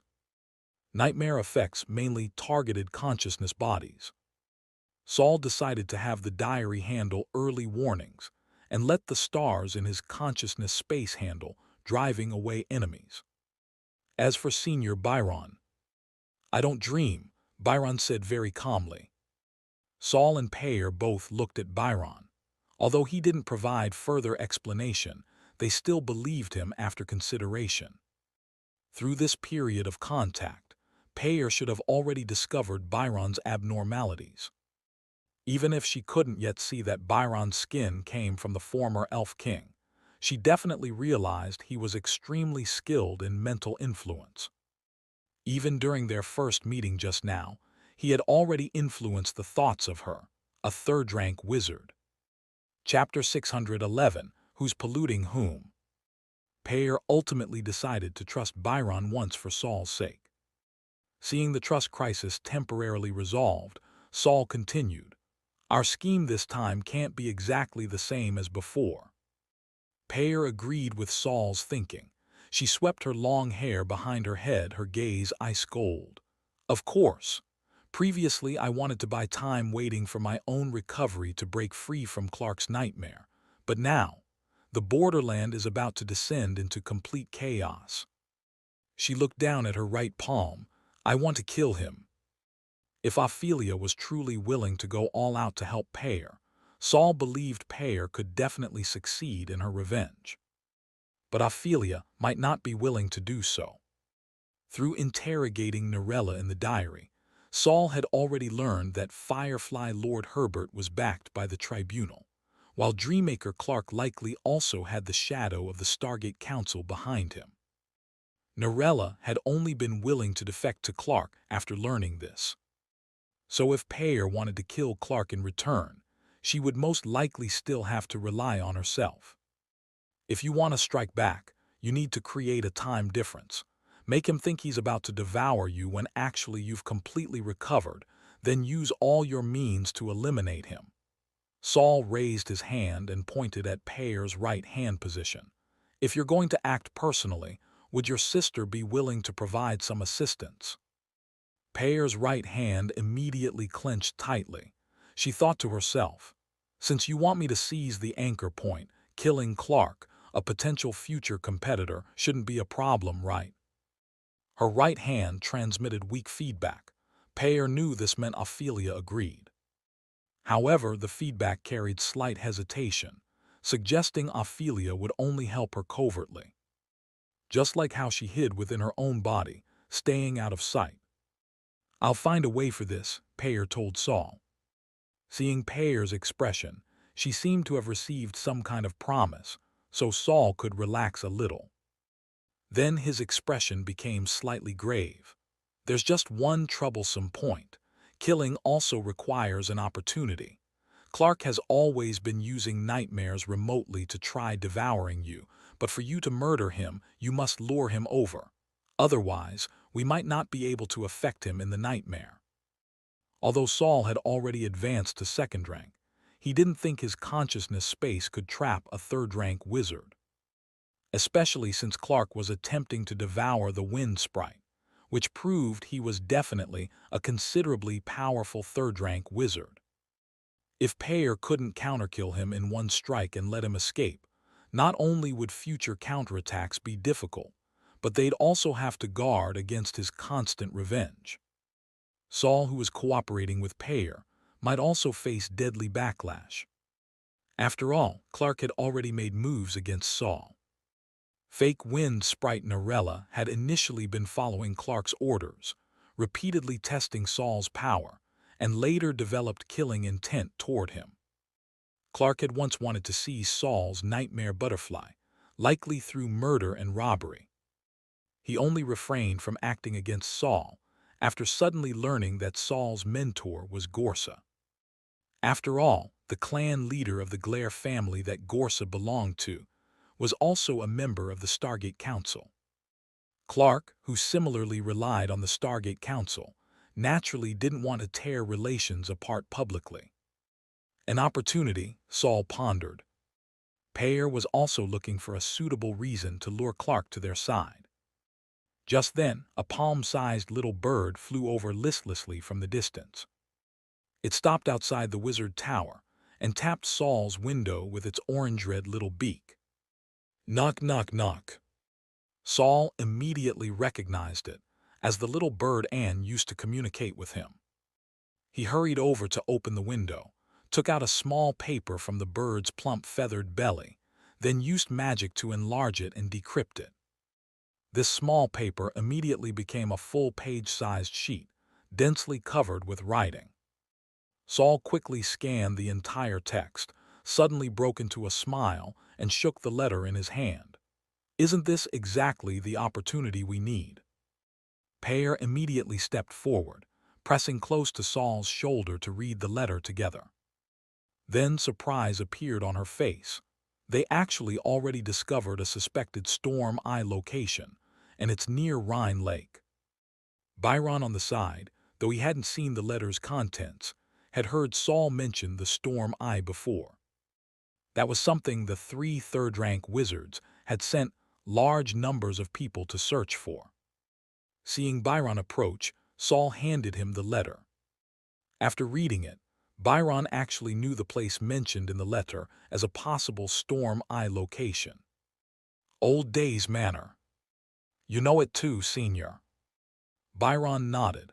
I passed by there when I came here, but instinct told me it was very dangerous, so I didn't approach. Saul nodded and turned to tell Payer, the rules of Old Days Manor have changed, making it quite a dangerous place. It's about a day's walk from Rhine Lake. If we fly there, it's at most a few hours. It really is close to your place. Light flowed in Payer's eyes, clearly already considering how to use this news against Clark. Saul was thinking, so close to my wizard tower this doesn't feel good. Could this be protagonist's aura? Byron directly asked, what do you need me to do? Saul didn't want Byron involved in this matter. He was about to speak when Payer suddenly grabbed his arm and pulled him toward the wizard tower's interior. We need to discuss this matter properly. Just wait for news. After saying this, she left Byron alone on the tower top. This discussion lasted a day and a night. The next morning, Payer slipped out through the 4th-floor window of the wizard tower, transforming into a black shadow that disappeared directly into the horizon. A few minutes later, at the request of the butler and others, Byron went up to the wizard tower's 4th floor and knocked on the door. Please come in. With permission, Byron pushed open the door and saw Saul sitting on the mushroom bed with a somewhat conflicted expression. He unusually wasn't wearing his black wizard robes, only a white loose shirt with a turned-down collar and dark gray linen trousers. He looked like a hesitant, noble youth. Seeing this scene, Byron was silent for a moment, then suddenly asked, "Do you need me to prepare a potion for you?" Saul was stunned for a moment, then suddenly realized and his face darkened. No need. Byron seemed unsure what to say and prepared to leave, but after closing the door halfway, he opened it again. The other party is still a third-rank wizard after all. There might be radiation. So, he mentally rolled his eyes. I still have a Death Wizard diary of unknown rank. Oh, and a bunch of stars that are particularly good at acting innocent and blinking. Who knows who's polluting whom? Without getting permission, Byron ultimately still silently closed the door. Just as Byron left, Penny rushed out from the diary and circled around Saul. Brother Saul, after that wind sprite suddenly said, I know what excuse to use to find you yesterday. Why did you suddenly shut me in the diary? Chapter 612, Look Again. Saul completely ignored the nightmare butterfly flying chaotically around the room. Yesterday, after Payer said she had found an excuse, she directly pounced on him. Saul's first reaction was to seal the diary. Since arriving in this world, Saul had basically never lived a peaceful life. He was either facing crises or on the road to solving them. In this environment, his mind had been highly tense. Even if a woman threw herself at him, he simply had no mood to accept. But now he had already advanced to second-rank wizard. In the entire western region of the Stat continent, he could practically walk sideways. Even facing third-rank wizards of the borderland, he wouldn't be completely defenseless. Plus, being inside the wizard tower with no warning from the diary, Saul had no reason to restrain himself. Facing the aggressive female sprite, he sneered and pressed her down with his backhand. After that, they searched for excuses all night, from the bed to under the bed, from the desk to the roof. Finally, at dawn, the wind sprite finally found enough excuses, grabbed Saul's wizard robe from the floor, and fled through the window in panic. Her figure looked somewhat disheveled.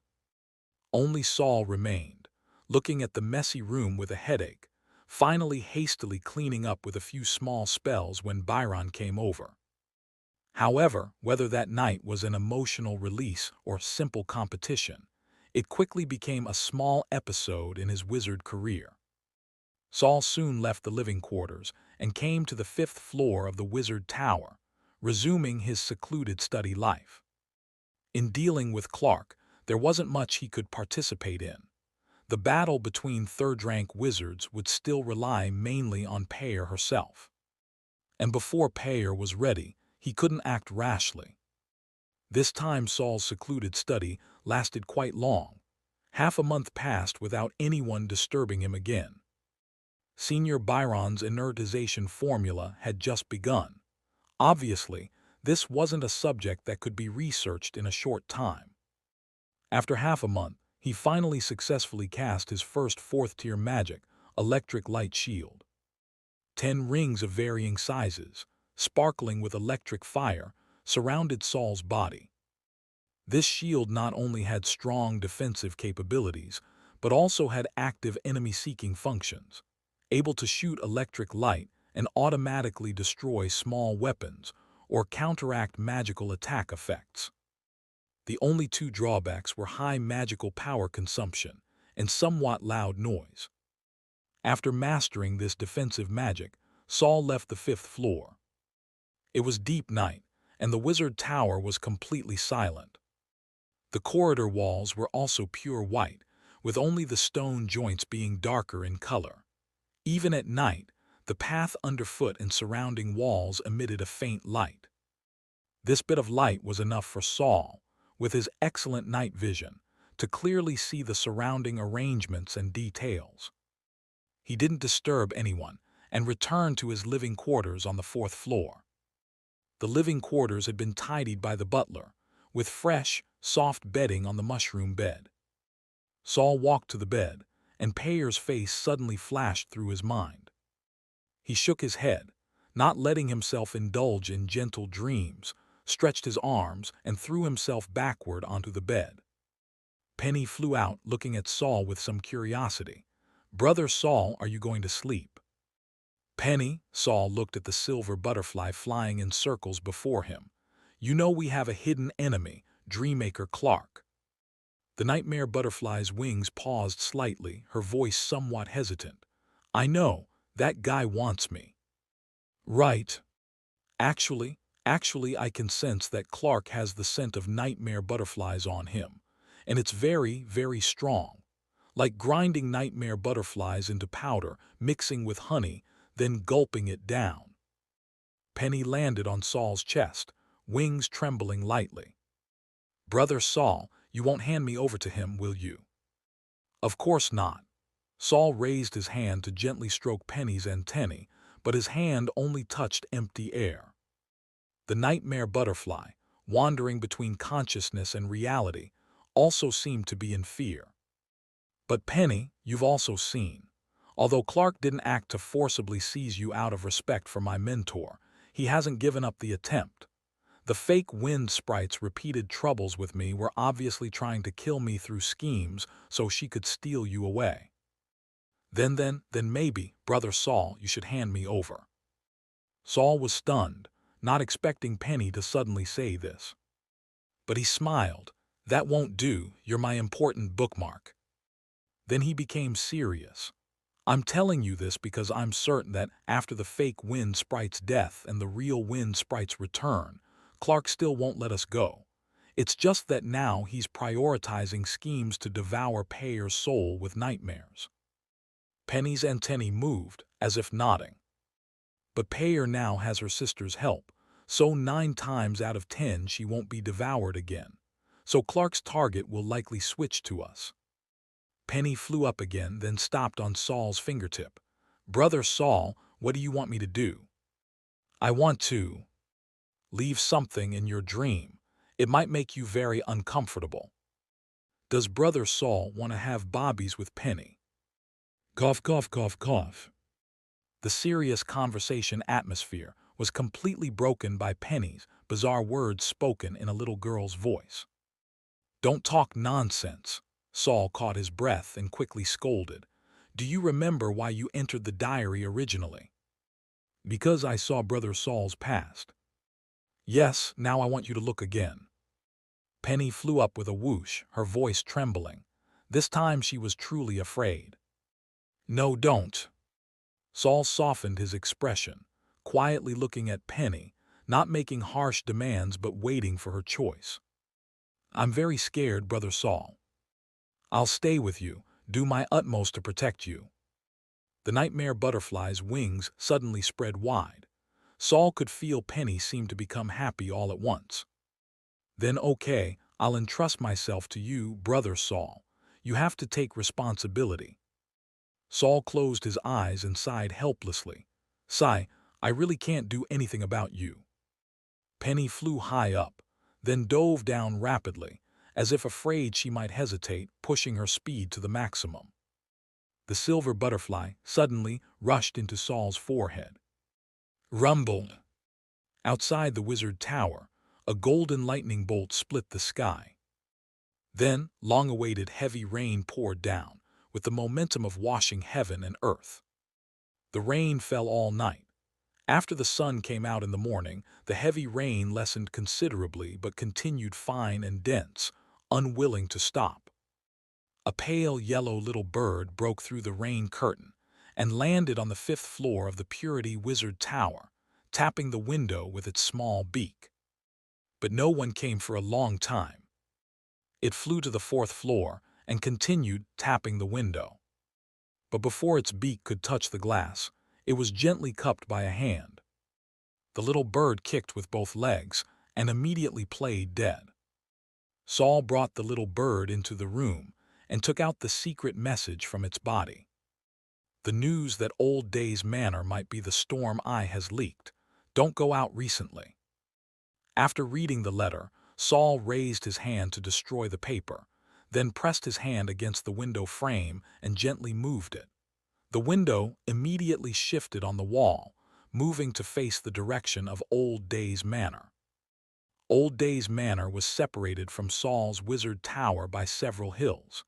Even from this angle, the manor's rooftop couldn't be seen. Saul recalled standing at the manor's main gate among those dead, dismembered corpses and silently said, "It's beginning." Chapter 613, The Firefly Lord's Warning. The secret of 3 third-rank wizards sending people to search every dangerous land in the borderland for the Storm Eye gradually became an open secret. Although most people weren't clear what the Storm Eye the 3 wizards were searching for actually meant, a trend of thought that the Storm Eye represented treasure gradually spread among various small settlements. Several wizards had already discovered the anomaly at Old Days Manor, but the death rate of those who went and never returned made these people hesitant to enter for the time being. The more people gathered at Old Days Manor, the more it would attract attention from other factions, especially Herbert, whose incarnations were scattered everywhere. The flickering fireflies, after discovering the anomaly at Old Days Manor, immediately transmitted the news back to the Firefly Lord's location in Decay Valley. Decay Valley was named for decay, but was actually lush and verdant, with flowers and grass everywhere, shady trees, and not even forest paths for people to walk on. The soil here was extremely fertile, though everyone knew what fertilized the vegetation. Even the subordinates most trusted and favored by the Firefly Lord only dared to live on the valley's periphery, always requiring their master's permission before entering the valley's depths. The fireflies here were at the top of the food chain. Anyone who saw them had to take a detour. In the pitch-black night, a tiny firefly flew into the valley's deepest part, then landed in a low shrub. The light disappeared, and everything became quiet. However, after just a few seconds, the valley blazed with light. The sparkling points connected into a sheet, like wildfire illuminating the entire valley bright as day. This brightness immediately alarmed the wizards living on the valley's periphery. They looked toward the valley with fear and worry flashing in their eyes. Wind Sprite. Herbert's slightly cold voice echoed within the valley. Soon, the sparkling lights on the ground gathered in one place, forming a hairless strong man. The remaining fireflies continued gathering on the man's body, forming a fluorescent yellow armor. Like a monarch, he held his head high and chest out, striding out with large steps. "I'm going to the Wind Sprite's place. You continue standing guard." Several wizards silently bowed their heads without speaking. The Firefly Lord disliked his subordinates making noise, as it would disturb his fireflies. After instructing his subordinates, Herbert once again transformed into countless fireflies and flew toward the horizon. The cliff. The Wind Sprite's lair. Anne, wearing Norella's body, very naturally ordered her subordinates around. "Didn't I tell them to be more careful, more careful? How did they all end up dying at Old Days Manor again?" Anne swept her sleeve, and all the cups on the table fell to the floor and shattered. A maid immediately used magic to clean up the debris. Several first-rank wizards knelt on one knee, and even the remaining second-rank wizard was silent as a cicada in winter. "Why is everyone silent now? Usually you all eat my things and use my things." Peyer, lying in the secret chamber and hearing everything clearly, couldn't stand it anymore and transmitted a heavy cough into Anne's ear. Anne immediately stopped talking. But before she could say her next lines according to the established plan, she was interrupted by a firefly that suddenly appeared in the room. "Wind Sprite, you haven't honored the agreement." This wasn't Anne's first time seeing this firefly. She was no longer as nervous and afraid as before. However, she still restrained the arrogance on her face and waved her hand for everyone else to immediately withdraw. "Where have I not honored the agreement?" Sensing that Peyer was quietly approaching, Anne felt more secure. The firefly almost flew to Anne's nose. "The Storm Eye concerns the entire borderland. Finding the Storm Eye requires mutual notification. But what about you? After discovering the Storm Eye, you've been secretly sending people to probe without notifying me and Clark. Do you really think you're Wind Sprite Peyer?" Anne's expression looked uncomfortable, but she thought, "You all indeed know, just playing dumb." She pretended to submit, lowering her head and her posture. "I just wasn't certain that place was the Storm Eye. My first team that went there became a pile of corpses without sending back any news. The second team had detector reactions when they first entered, but after going in there were no signs, and not one person came out. Only the guards left outside returned with news." She looked up at the firefly. The third team went to confirm whether that place was really the Storm Eye. They had heightened their vigilance, but in the end, not one person returned. Anne lightly touched the firefly with her fingertip, and her fingertip immediately burned to charcoal black. She quickly withdrew her finger, with terror in her eyes but still smiling on her face. "I was just thinking of inviting you all to go confirm it together this time." The firefly's voice carried a cold, mocking tone. Don't think that controlling the Wind Sprite's faction makes you somebody.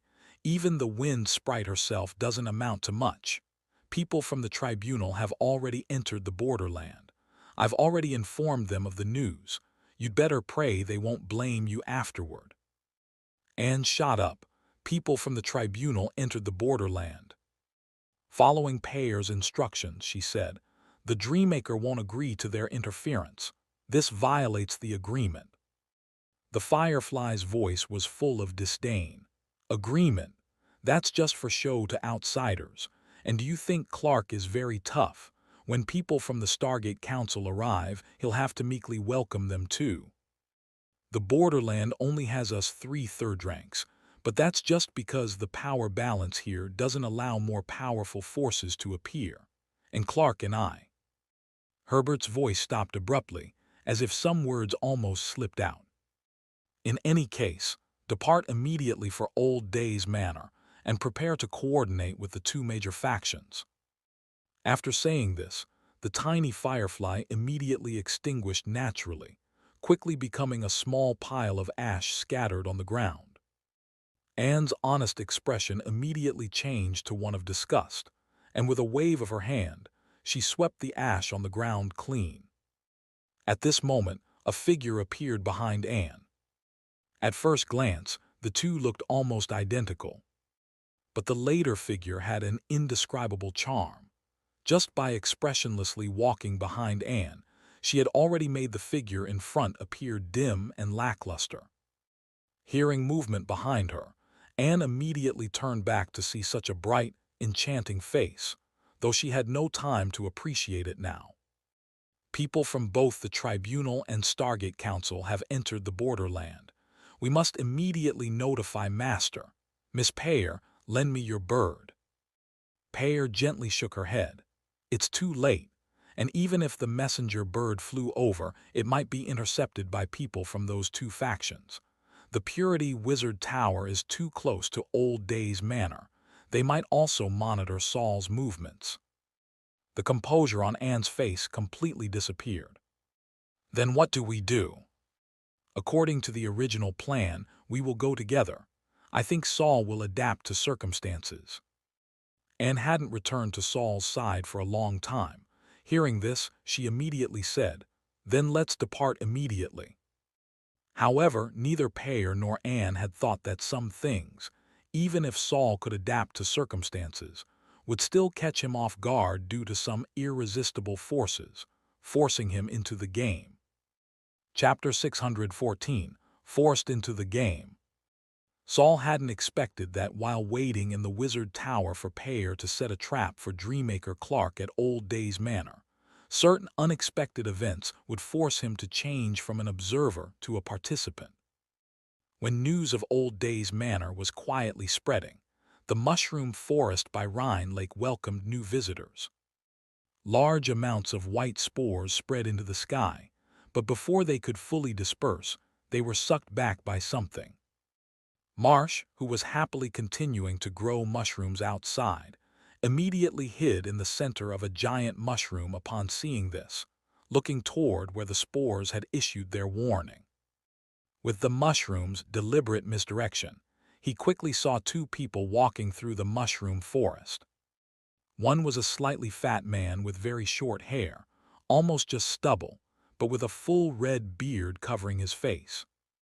The other was a middle-aged man with deep blue center-parted short hair, expressionless, wearing a monocle.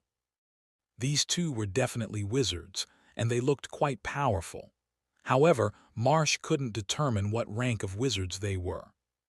He wanted to observe their abilities more closely, before secretly reporting to Saul later. Just as he was watching intently, he suddenly felt a hand on his shoulder. Marsh instinctively turned back and was so startled, he nearly jumped out of the mushroom. What patted his shoulder was a dehydrated, withered dark gray arm. The end of the arm was still outside the mushroom, so Marsh couldn't see the arm's owner clearly. Before he could think of struggling free from the arm, he felt a tremendous force on his body, forcibly yanking Marsh entirely out of the mushroom's interior. This also let him see clearly what the person grabbing him looked like. The owner of the withered arm was a mummy grayish-brown throughout, wearing a loose, tattered wizard robe. His eyes were two large black holes with tiny silver lights inside. His cheeks were sunken. His mouth, already lipless, contained a few crooked, charred yellow teeth. From this appearance, the other party should originally have been a necromantic corpse for commanding, but for some reason, Marsh sensed strong vitality from him. Instinct told Marsh that the being before him was a living wizard, just one who looked rather strange. After pulling Marsh out, this mummy wizard didn't hurt him, but simply carried Marsh by his collar to the red-bearded and blue-haired pair. "Are you from the Purity Wizard Tower?" The three seemed to be led by the red beard. Marsh didn't know how to respond for a moment, and the other party didn't wait for his answer, letting the mummy wizard continue carrying him toward Rhine Lake. At this moment, Saul inside the wizard tower finally noticed the commotion outside and slowly walked out from the tower's arched entrance. His gaze slowly swept over the three foreign wizards. These three wizards were all second-rank wizards. It should be known that second-rank wizards weren't numerous in the borderland. Moreover, judging from the magical power fluctuations these three were emanating, they were strong among second-rank wizards. The three opposing wizards stepped onto Rhine Lake's magic-prohibited area and quickly discovered the anomaly, but none showed panic. They only looked down at their feet in surprise a few times before continuing to walk on the ice. Saul also didn't take the opportunity to attack. Before understanding the three's purpose for coming here, he didn't want to easily provoke three second-rank wizards. "Hello," seeing the three had approached, Saul actively called out loudly, "May I ask what business brings you three to the Purity Wizard Tower?" The leading Redbeard unceremoniously looked Saul up and down. Unlike Saul's subtle observation, Redbeard's gaze was quite domineering. He looked at Saul more like looking at a tool. "You're the Purity Wizard Tower's tower master." Redbeard's voice was also forceful.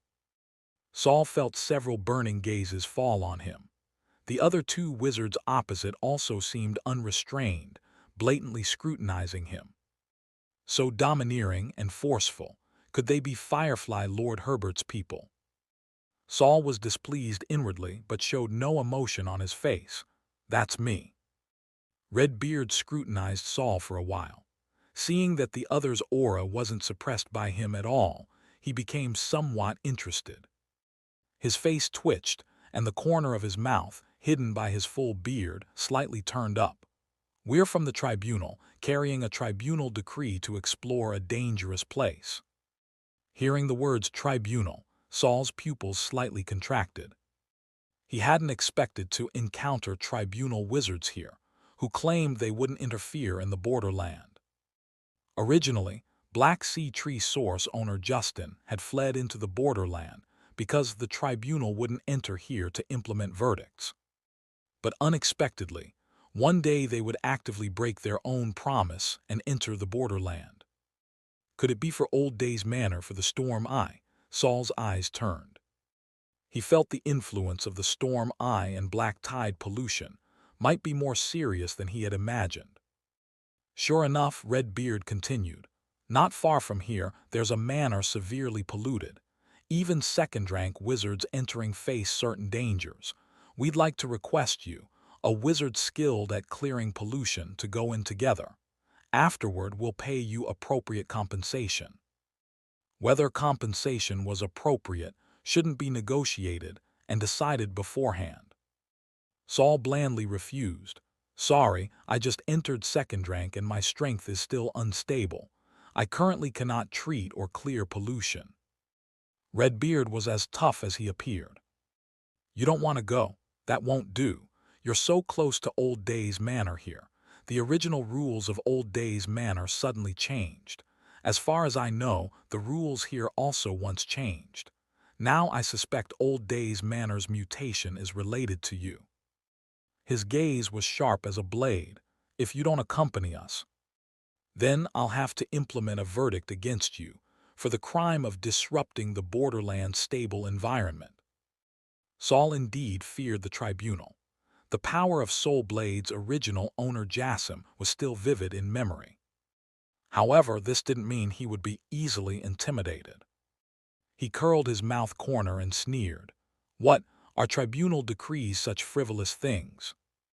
Upon these words, the red beard opposite Saul showed no reaction, but the blue-haired man behind him immediately narrowed his eyes, and a layer of mist rose from his body.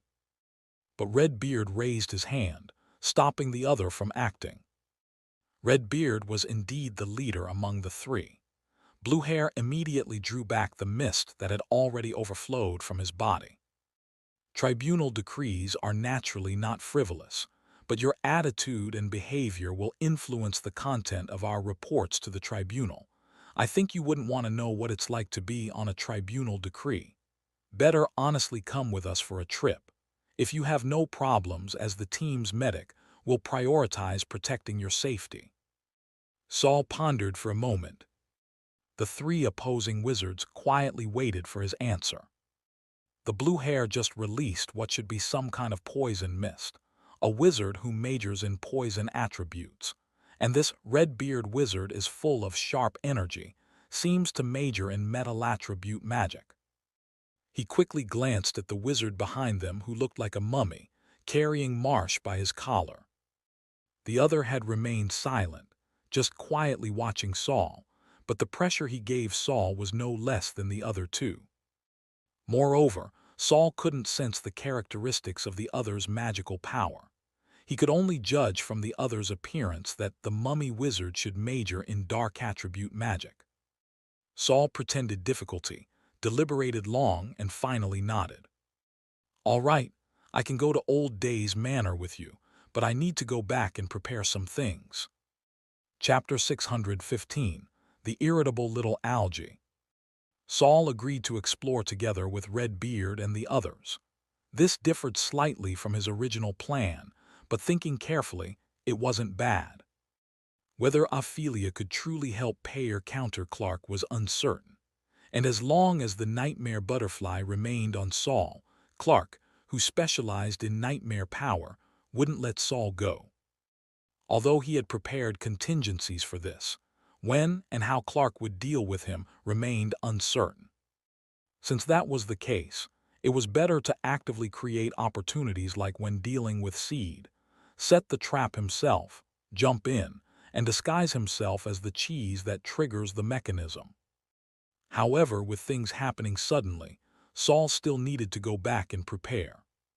But Redbeard, looking at Saul, didn't quite believe he would submit so easily and truly be willing to enter Old Days Manor with them. He turned back, about to have the blue-haired man with the monocle follow Saul, but saw that the mummy had somehow already dropped the mushroom man he was holding and had actively positioned himself behind Saul. The distance between them was less than 30 centimeters, already an offensively close distance between strangers. Saul also noticed the mummy wizard standing close behind him and frowned, asking Redbeard, "With so many of you, are you still afraid I'll run away?" Redbeard smiled indifferently. "Of course we're afraid. Who knows if you have spatial magical tools? After all, you're Wizard Gorse's favorite student." The other party actually knew his identity, but obviously this identity hadn't brought him any preferential treatment. Well, these people were from the tribunal. It would be good enough if they didn't target Gorsa. Wait, am I the one being targeted? Anyway, Saul hadn't planned to run, so if the other wanted to follow, let him follow. He said quietly to the mummy wizard behind him, "You're following me, so don't wander around. Although this is my wizard tower, I inherited it from Master Gorsa after all. Who knows where there might be deadly traps?" The mummy wizard tilted his head, his hollow eyes flashing with silver light, as if he didn't care about Saul's threat at all. But when Saul stepped forward, he moved slightly away from him. The two went from intimate closeness to one step apart. They entered the wizard tower and descended to the first underground floor. The seemingly harmless spirit Camus, having had no one to discuss problems with recently, was currently sitting bored in the ceiling magic formation, spacing out. Saul's appearance made her look sideways, but the subsequent stranger made her frown slightly. However, Camus remained silent, only following Saul with her gaze. The mummy wizard also noticed the spirit imprisoned here and seemed very interested, keeping his gaze on Camus after entering. But neither spoke. One only opened her mouth to discuss knowledge. The other mummy didn't know if his vocal cords had rotted and couldn't speak. Saul ignored the two behind him and came to the entrance to the second underground floor, the large hole in the corner of the first underground floor room. Little Algie had been recuperating on the second underground floor these days. Recently, its appetite had become vigorous, no longer picking up strange fruits to eat when bored, but focusing on absorbing death energy. The entire tentacle had visibly grown a size larger. Saul crouched by the large hole, looking down at the giant tentacles swaying skyward inside. The black sea tree source planted in water in the corner had already sprouted. The dark brown roots and grayish-black tender shoots trembled lightly, like an innocent girl wrapped by countless demons and evil spirits. Saul extended his hand toward the only relatively calm, muddy swamp inside. "Little Algie, come out." Usually when he called like this, little Algie would immediately leave the swamp and fly to him. But today, for some reason, even after Saul called twice consecutively, little Algie showed no movement. Saul was puzzled and was preparing to go down to look, when he suddenly saw a black shadow attack him with lightning speed. He immediately flashed backward and saw a black tentacle with shark-tooth-like sharp mouth sweep past his nose tip. "Little Algie." Saul raised his hand and grabbed below the tentacle tip, like grasping a snake's vital point. His other hand's index finger and thumb pinched together, pressing little Algie's upper and lower jaws together. The small tentacle writhed, unable to break free. Little Algie twisted. Byron, who had just come down from the laboratory upon discovering something was wrong. "Are you awake?" Saul slowly released little Algie. The latter didn't attack him again but extended its little black tongue to lick Saul's finger, as if apologizing to him. Little Algie has indeed become somewhat irritable recently. Saul retracted the tentacle. Is it because the storm eye appeared nearby, so it, being similarly rooted underground, was affected? Saul decided not to let little Algie stay underground for the next period, to avoid other incidents. Little Algie dejectedly shrank back to Saul's neck. Byron walked over at this time. He looked at the mummy following closely behind Saul and signaled Saul with his eyes. "Need help." Although Byron was only a first-rank wizard, his elf skin came with charm effects that influenced minds. If used unexpectedly, it could help Saul subdue enemies. However, Saul shook his head, not letting Byron participate. "It's nothing, Senior. I'm going out for a trip. Continue your research at home. If things go smoothly, I should be back within half a month." Byron never asked many questions. He nodded, unconditionally trusting Saul's words. Taking little Algie, Saul also took several tools and potions from the experiment table, then turned to the mummy wizard who had been following him. "All right, now we can set off." The two returned to ground level. Redbeard saw Saul honestly return without surprise. Bluehair pushed the monocle on his face, scrutinizing Saul. Seeming to find no abnormalities, he relaxed his hand. "Let's go." Redbeard turned first, with others following behind him. The mummy wizard still followed behind Saul, seemingly determined to watch him. "How should I address you all? When we enter Old Days Manor later, I can't keep calling you Redbeard, Bluehair, and Mummy, can I?" Who would have thought Redbeard would turn back with a wide grin? "Ha, your summary is quite accurate. Just call us that. Even we don't know each other's names. We only call each other by code names." After saying this, he stepped outside Rhine Lake's boundary and took off directly. Blue Hair didn't like talking. He just looked back at Saul once, then followed Red Beard. The mummy behind didn't move, seemingly still waiting for Saul to go first. This mummy wizard is watching really closely, but having him by my side is also a cover. Saul didn't hesitate and immediately took off to follow the two ahead. Then he heard the sound of air being split behind him. The sound quickly approached, and the distance between them was probably less than a meter. 2 hours later, they landed in the forest beside Old Days Manor. Somewhat unexpectedly, this place was unusually lively. Saul looked at the crowd of onlookers 3 layers deep in front and couldn't help twitching his mouth corner. This pair, didn't she say to quietly leak the news so the Firefly Lord and Dreammaker would notice the anomaly? Now it looks like this has become an open secret. Chapter 616, Gorsa's Childhood Friend. Red Beard was also somewhat surprised that so many people had gathered around Old Days Manor.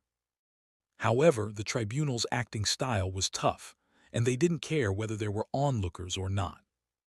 Red Beard directly released his mental pressure, causing a crowd of first-rank wizards and wizard apprentices to almost be pressed flat to the ground.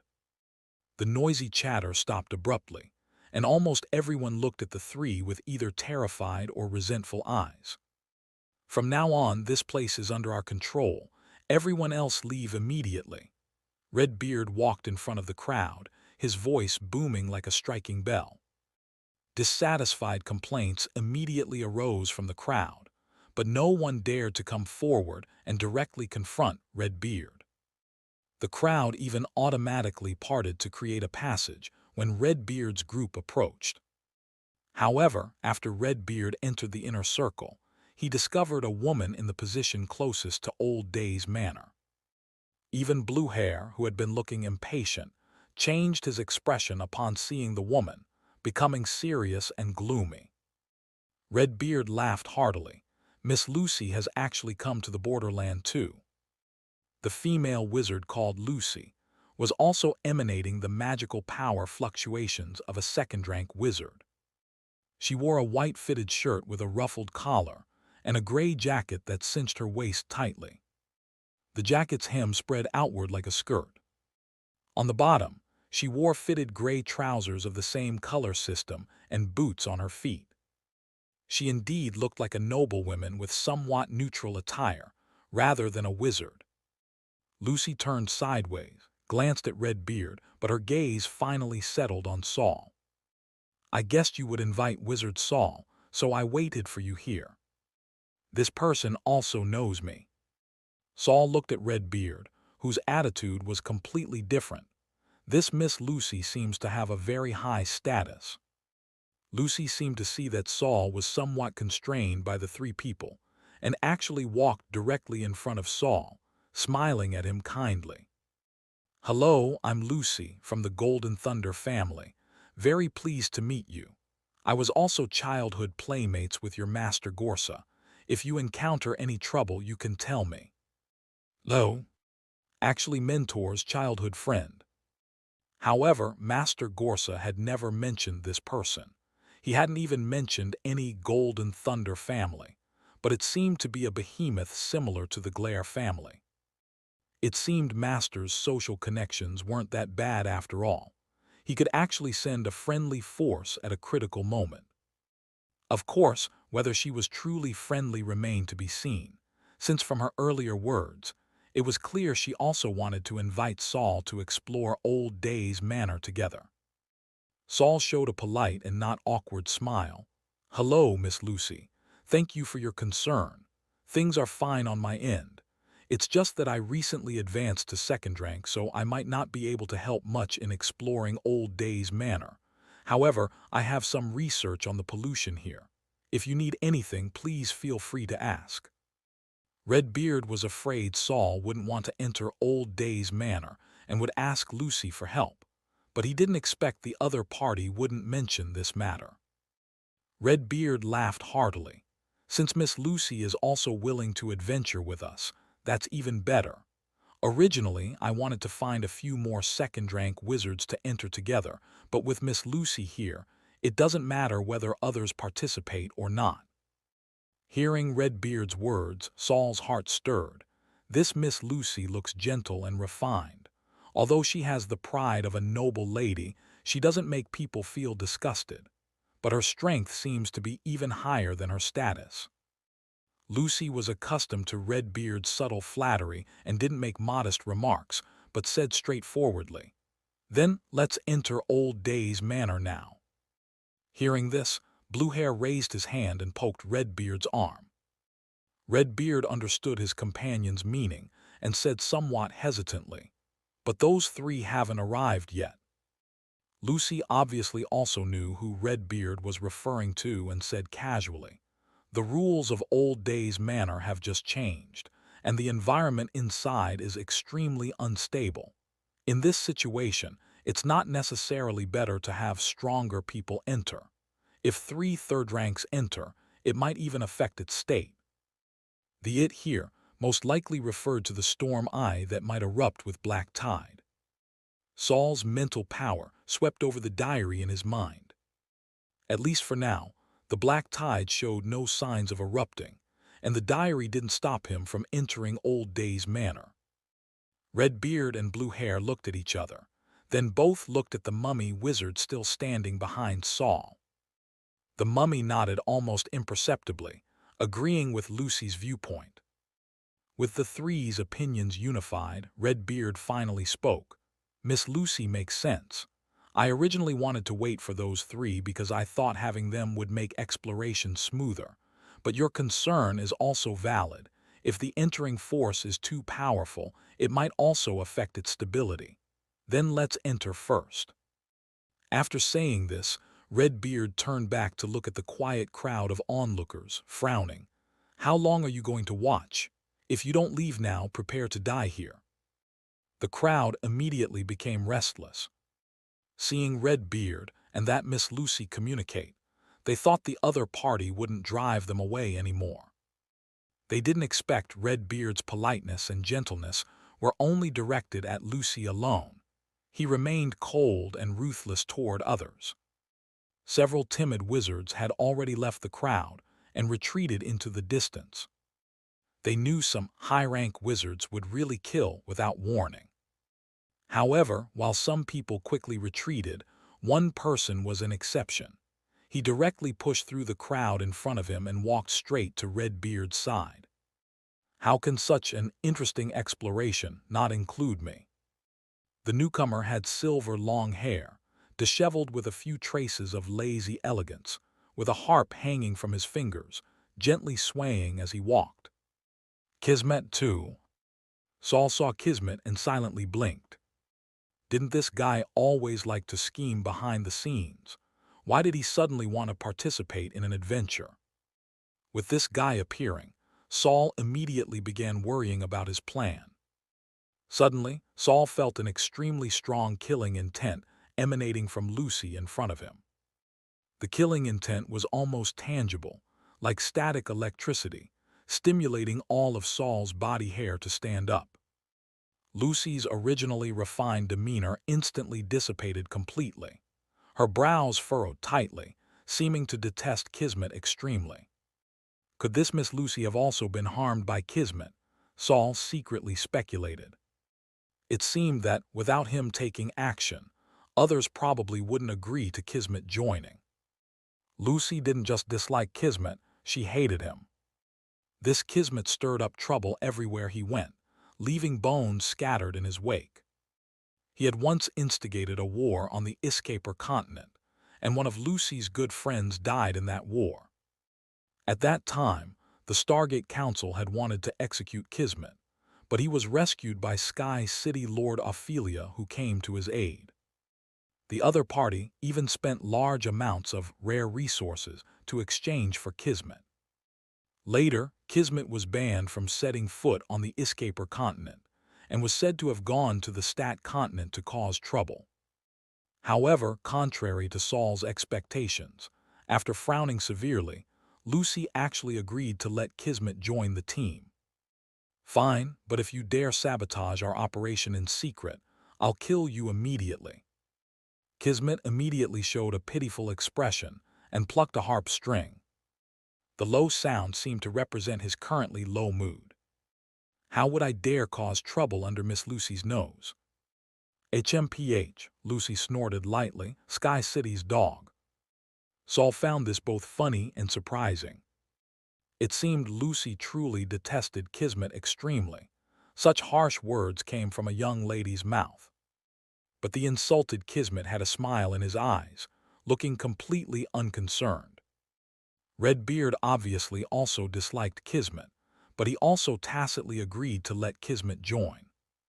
At this time, two more people emerged from the crowd. One was short in stature, looking no more than 1.5 meters tall, with an ugly face but holding a 2-meter-long magic staff. "Since you gentlemen agree to let outsiders join, would you mind letting this old man see the world too?" This short old man was also a second-rank wizard, and the magical power fluctuations on his body were also very strong. But Saul looked toward the second wizard who emerged. The second person wore a completely covering helmet, with a slender body dressed in light, open-work half-armor. Magical power surged on the half-armor, seeming to be a very powerful magical tool. This person was none other than the second-rank wizard who had changed bodies again, Brando. Chapter 617, Old Rules. After helping Saul lure away the fake wind sprite's subordinates last time, Brando left this region according to their agreement, waiting for the situation to calm down before returning. As a result, with the fake wind sprite's death and the real wind sprite's return to position, Brando wasn't wanted by the cliff at all. After hiding cautiously for a while and discovering the wind seemed to be shifting, he ventured back near the Purity Wizard Tower. The result was that the Purity Wizard Tower was peaceful and tranquil, but Old Days Manor nearby had gathered quite a few wizards. It seemed something big was happening. For caution's sake, Brando chose to lurk and observe the situation first. As a result, before observing for even a few days, he discovered someone visiting the Purity Wizard Tower and taking Saul away. It seemed Saul was being constrained, so Brando secretly followed behind. He wasn't sure if the people taking Saul were the Wind Sprite's subordinates. Only after following them to Old Days Manor and eavesdropping on their conversation in the crowd did he learn these people came from outside and wanted to bring Saul to explore this dangerous manor together. Since so many second-rank wizards appeared this time, Brando ultimately chose to step forward and adventure with them. After all, he was just one small step away from exploring Saul's consciousness space. He didn't want anything to happen to Saul at this critical moment. As for himself, he naturally had powerful life-saving means and wasn't afraid of taking risks.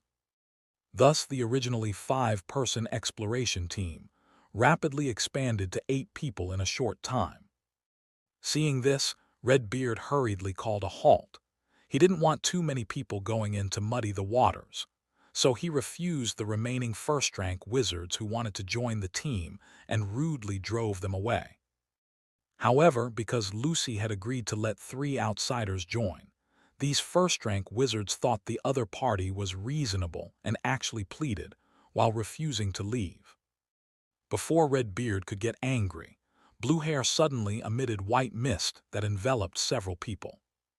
The white mist seemed slow but was actually fast. 2 of them ran too late and were immediately covered head to toe. In the blink of an eye, they became flushed red all over, as if thrown into a boiling pot, then foamed at the mouth and fell dead. This blue-hair wizard didn't like talking, but when it came to killing, he didn't even blink. Looking at the corpses on the ground, Redbeard smiled contemptuously, then turned to the others. "Well then, let's go in now."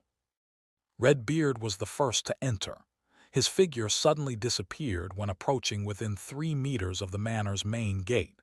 Obviously, He had triggered Old Days Manor's rule domain. This sudden change didn't frighten the others. Lucy walked behind Red Beard with an unchanged expression, and her figure also disappeared. Next was Blue Hair. When Saul prepared to follow Blue Hair inside, Kismet suddenly cut in line. He walked in front of Saul, turned back to wink at him, as if deliberately trying to annoy him. But Saul saw Kismet face him, open his mouth and move his lips slightly, silently mouthing a word. If he hadn't seen wrong, it was probably woof woof. Saul lowered his eyes as if he hadn't seen anything, and silently followed Kismet into the manor. After Saul stepped across that boundary line that made people disappear, the scorching sunlight overhead suddenly changed, and the surrounding environment became extremely dim. Saul looked back in shock to see behind him was an empty wilderness. The former mountains and forests had all disappeared, with only deep mountain ranges undulating in the distance and a heavy crescent moon. The environment inside Old Days Manor was completely different from the outside world. Is this an illusion? When Saul turned back around, the scene he saw was even more chilling. The people who had entered Old Days Manor before him were all standing ahead, maintaining their forward movement but frozen in place, as if their time had been suddenly paused. Red Beard, who entered first, stood on the porch with his hand raised as if about to push the door. Blue Hair was pinching his monocle, standing not far in front of Saul, seeming to have also discovered the anomaly and was observing, but his movement was also frozen.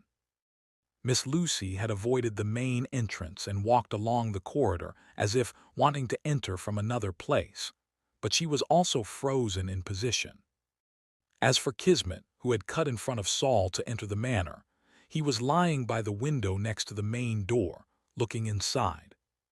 The corner of his mouth was slightly raised, as if he had seen some interesting scene. Even Kismet was frozen. Saul didn't immediately approach the manor, didn't even take a step, just stood in place. He raised his hand to release Herman, the fastest, to go forward and observe the frozen people ahead. Herman cautiously approached, then quickly returned, his face full of horror. Master, master, they have no breathing, no heartbeat. Saul frowned deeply. Look at their epidermis and nerve endings. Is there massive death? Herman swallowed non-existent saliva and rushed over again. Soon he ran back. This time the terror on his face wasn't as deep. No, their bodies are all active. It's like. Saul's face was dark as water, like their time has been paused. So there would be no heartbeat, no breathing either.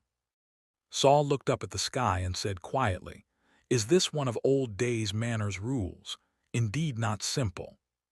Could such a manor become Dreammaker Clark's burial ground, or would it become the last scenery he would see?" Saul took a deep breath and stepped toward the manor. Not long after this group of second ranks entered the manor, the wizards who had just been driven away secretly returned.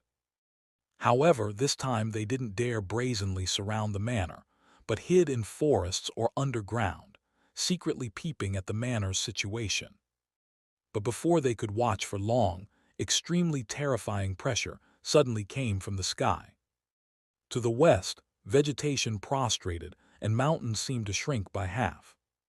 To the south, the earth was stained orange-red, like slanting sunset rays, yet the blazing sun was clearly still overhead, radiating heat. Several wizards who had stayed long in the borderland immediately realized this was the precursor to the appearance of third-rank wizards Wine Sprite and Firefly Lord. The group's pupils dilated in shock, unable to believe that Old Days Manor's anomaly had actually alarmed even third-rank wizards. This was no longer something they could participate in. They got up one after another and left quietly and hurriedly like when they came, afraid of attracting the third-rank wizard's attention. The first to descend from the sky was Wind Sprite Payer, holding a little maid in her arms. After landing, The little maid immediately looked anxiously toward Old Days Manor, but couldn't see that familiar figure. Anne turned back to look at Pear, who signaled her not to worry. After a moment, a yellow-green cloud mist rapidly approached Old Days Manor, then landed 50 meters from the wind sprite, instantly transforming into a bald male wizard wearing fluorescent yellow armor. At this time, a small wizard hiding in the soil who hadn't left ran forward, bowing repeatedly to the two. Lord Wind Sprite, Lord Firefly Lord, 8 second-rank wizards just entered Old Days Manor. As soon as they entered, their figures disappeared, which is different from Old Days Manor's past behavior. The rules here may have changed again. Chapter 618, He's Cheating. When Pear was rushing over, she received news that a group had entered the Purity Wizard Tower, taking the young wizard inside to enter Old Days Manor together. And several second-rank wizards had gone in with them. After listening to the Wind Sprite's subordinates report together, Firefly Lord Herbert said with certainty, "They're tribunal wizards. As for that Miss Lucy, judging by their attitude." Yawn. Miss Lucy is naturally that little Princess Lucy Golden Thunder from the Stargate Council. The air twisted lightly, and a man with a languid expression appeared on the grass in front of Old Days Manor, as if he had always been standing there. Dreammaker Clark. "It's her." Pear lightly bit her lip, controlling her gaze not to look toward Clark, but continuing the conversation in a very natural tone. Anne didn't know who Lucy was and looked at Pear in confusion. Pear secretly transmitted a message telling her, Lucy Golden Thunder is a direct descendant of Stargate Council Chairman Alec. She's also recognized as the descendant most likely to become the Golden Thunder family's next 4th-rank wizard. Anne gasped, then exhaled halfway through. She seemed quite kind to Master. Maybe she'll take care of Master inside. Her reputation is indeed good, but Pear wasn't that happy. But I'm afraid she came with a mission and might not be able to look after Saul. Pear paused and stated her purpose. Regardless, the Storm Eye matter is very important. Let's also enter the manor now. However, the first to voice opposition was Firefly Lord Herbert. There's no need. 3 tribunal wizards, Miss Lucy, plus 4 second-rank wizards. These people's strength is already powerful enough. If even they would perish in Old Days Manor, then this isn't a brewing storm eye but an already breached gap. Herbert narrowed his eyes. If that's the case, our entry would only make the situation worse. Pear immediately had no reason to continue entering. She looked at the dilapidated manor dozens of meters away and sighed helplessly in her heart. Originally, she had wanted to enter together with the other 2 third-rank wizards while Saul coordinated from outside. But now, due to the sudden intrusion of the Tribunal and Stargate Council, it was instead Saul who entered Old Days Manor first. Fortunately, Clark was also blocked outside. As long as they confirmed this was the Storm Eye, the 3 of them would definitely enter afterward to perform the sealing. And the moment the sealing succeeded would be her opportunity to kill Clark. Pear clasped her hands in front of her lower abdomen, looking at the manor with a calm expression. Clark even closed his eyes and began to doze, seeming completely unconcerned with the situation inside the manor. Only Herbert glanced at Pear with slight surprise, understanding flashing in his eyes. His mouth corner slightly raised, feeling like there would be another good show to watch. Saul had just stepped onto Old Days Manor's porch. The decayed and dilapidated wooden steps let out feeble groans. It was said that after Old Days Manor's original owner was polluted and mutated, others had tried to take over this place and renovated it several times. But the house and buildings still quickly fell into decay, as if an invisible force wanted to give this manor its proper sense of history.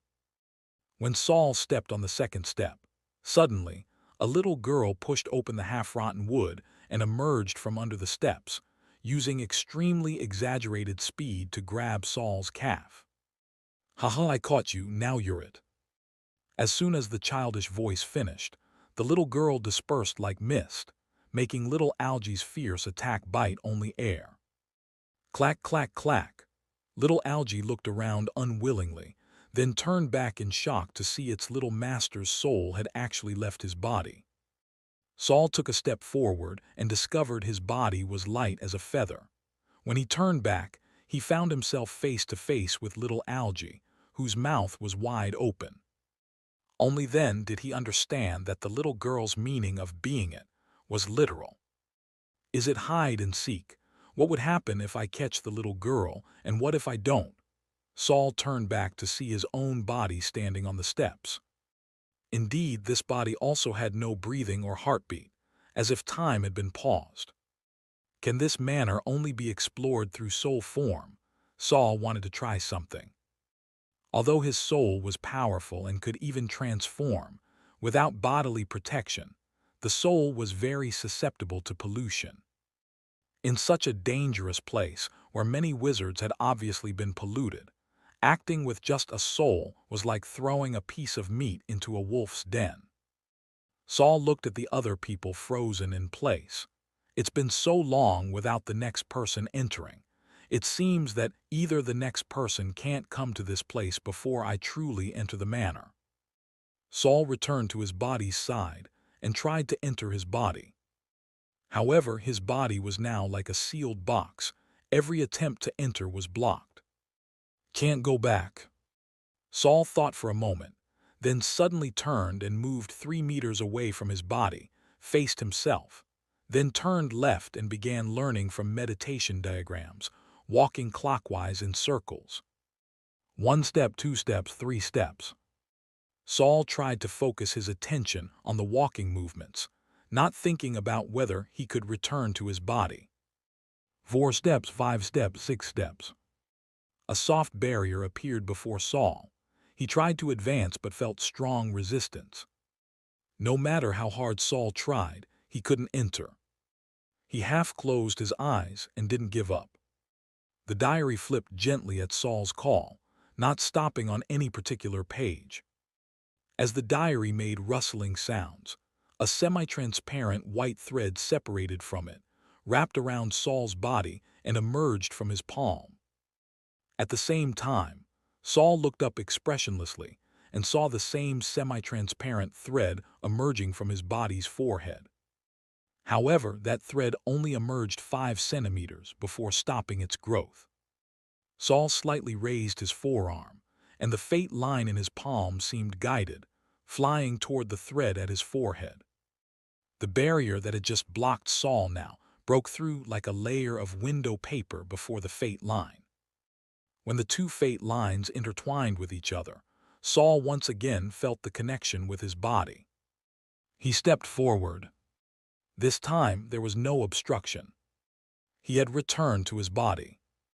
Opening his eyes again, the manor before him had changed.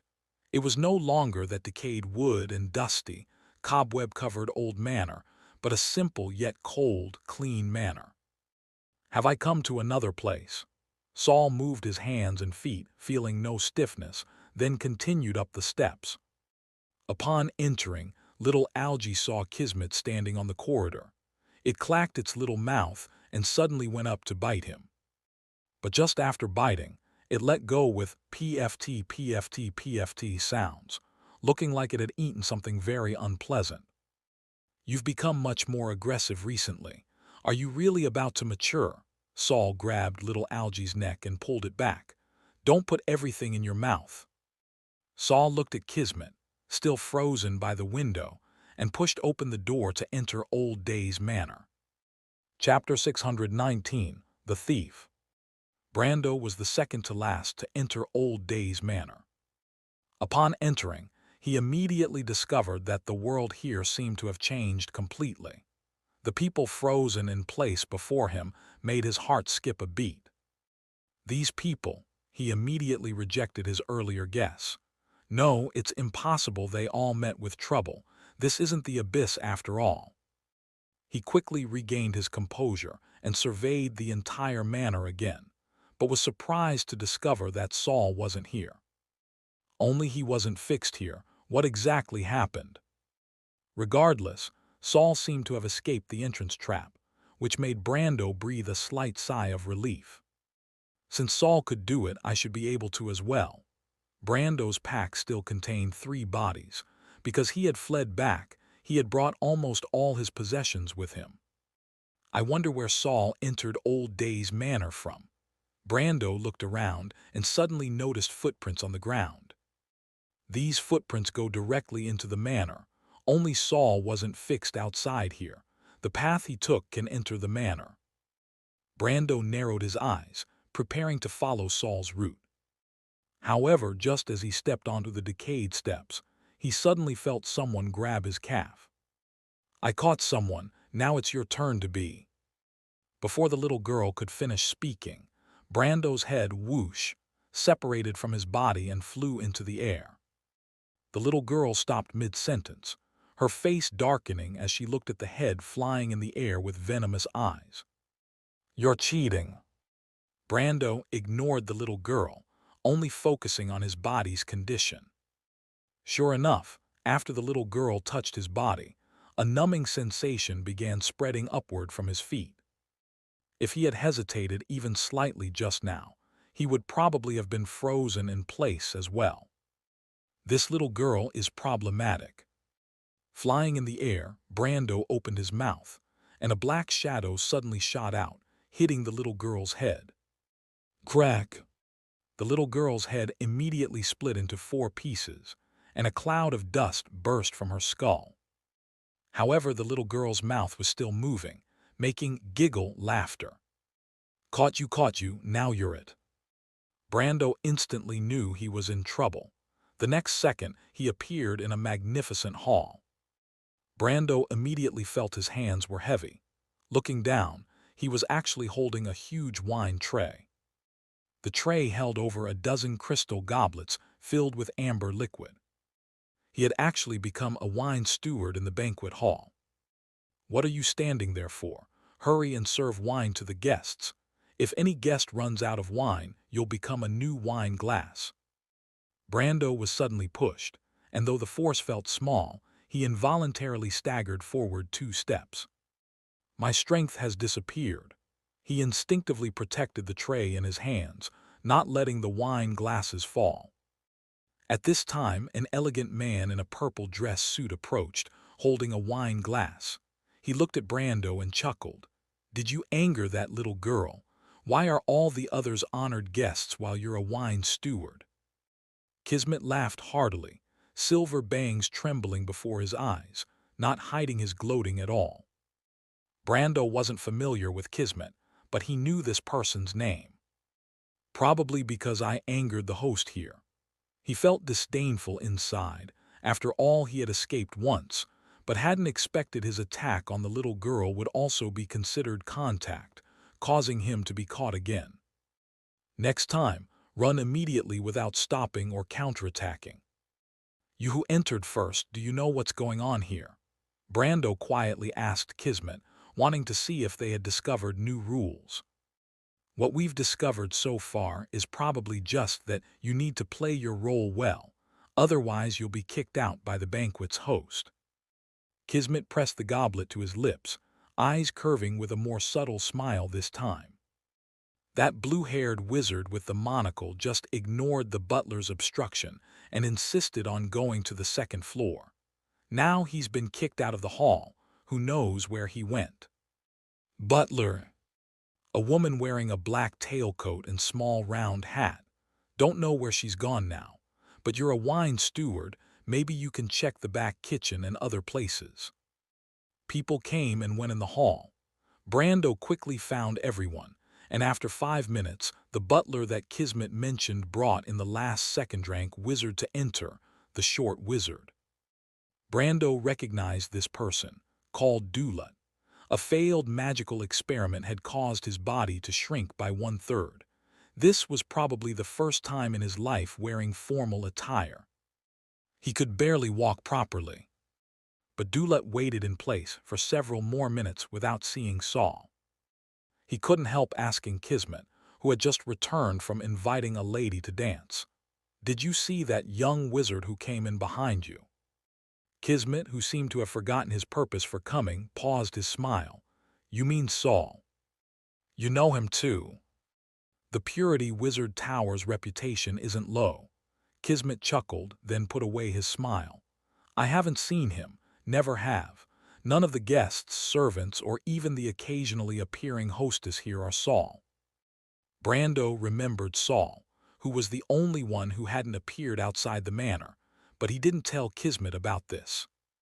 "I'll go look around." The wine steward identity had its advantages. He could approach anywhere without arousing suspicion.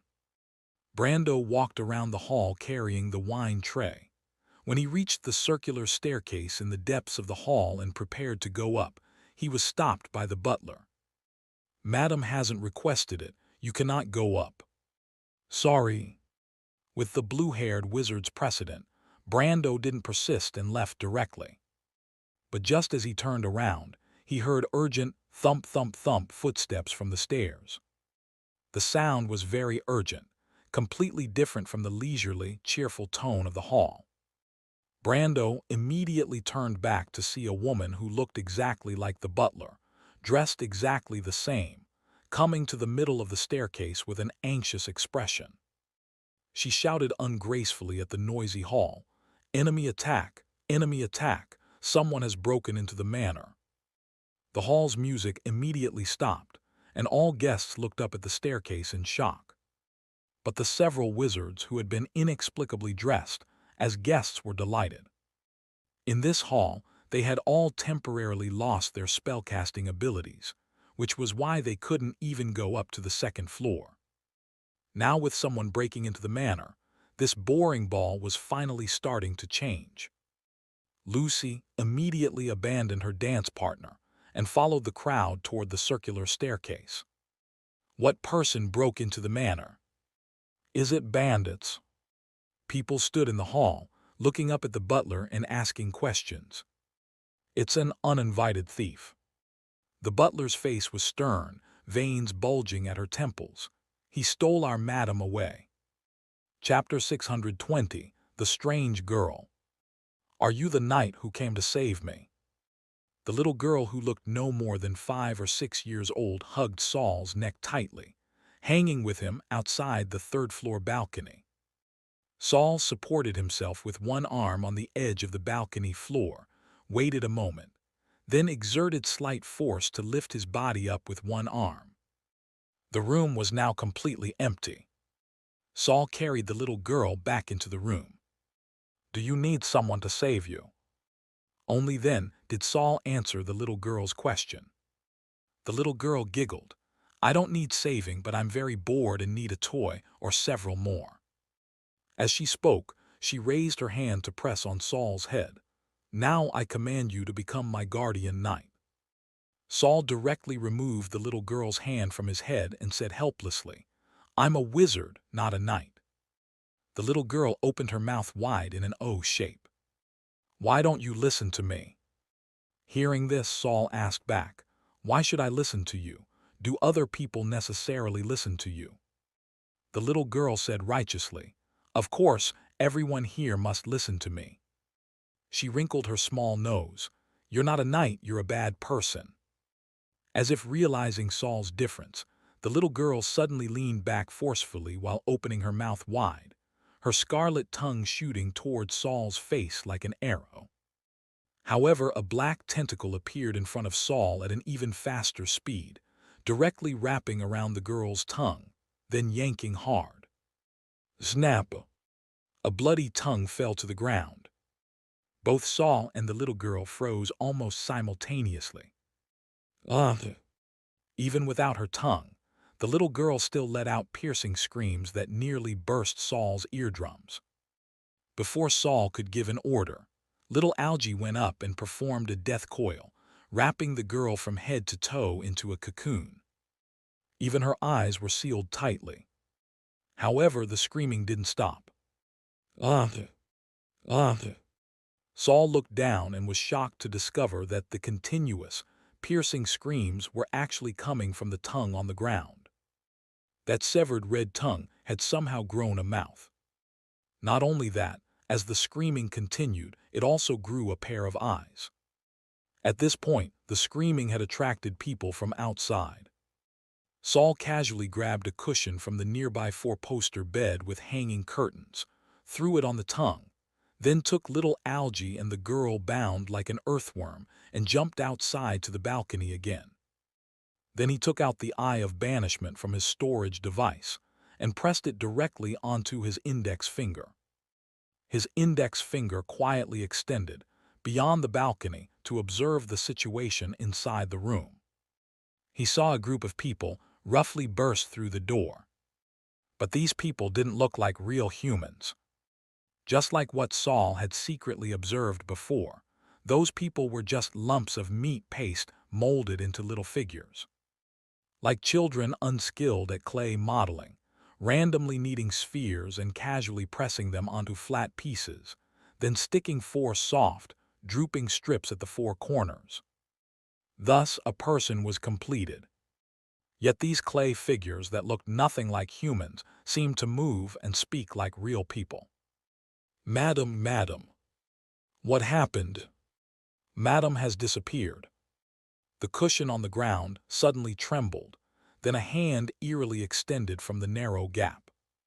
Then another followed by legs. The proportions were like those of a tall, slender, normal woman. Then the cushion was lifted, revealing the person underneath. It was still that tongue.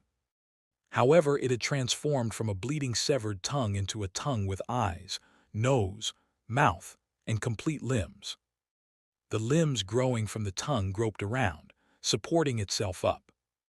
As it gradually rose from the ground, the middle tongue part also rapidly changed, slowly growing a torso, while the part with facial features gradually protruded, finally becoming a woman's head. The tongue, now fully transformed into human form, wore a black tailcoat, her face full of anger, her flat chest constantly heaving. Enemy attack, all on alert. She stepped in black leather shoes, pushed through the surrounding clay people, and rushed out of the room.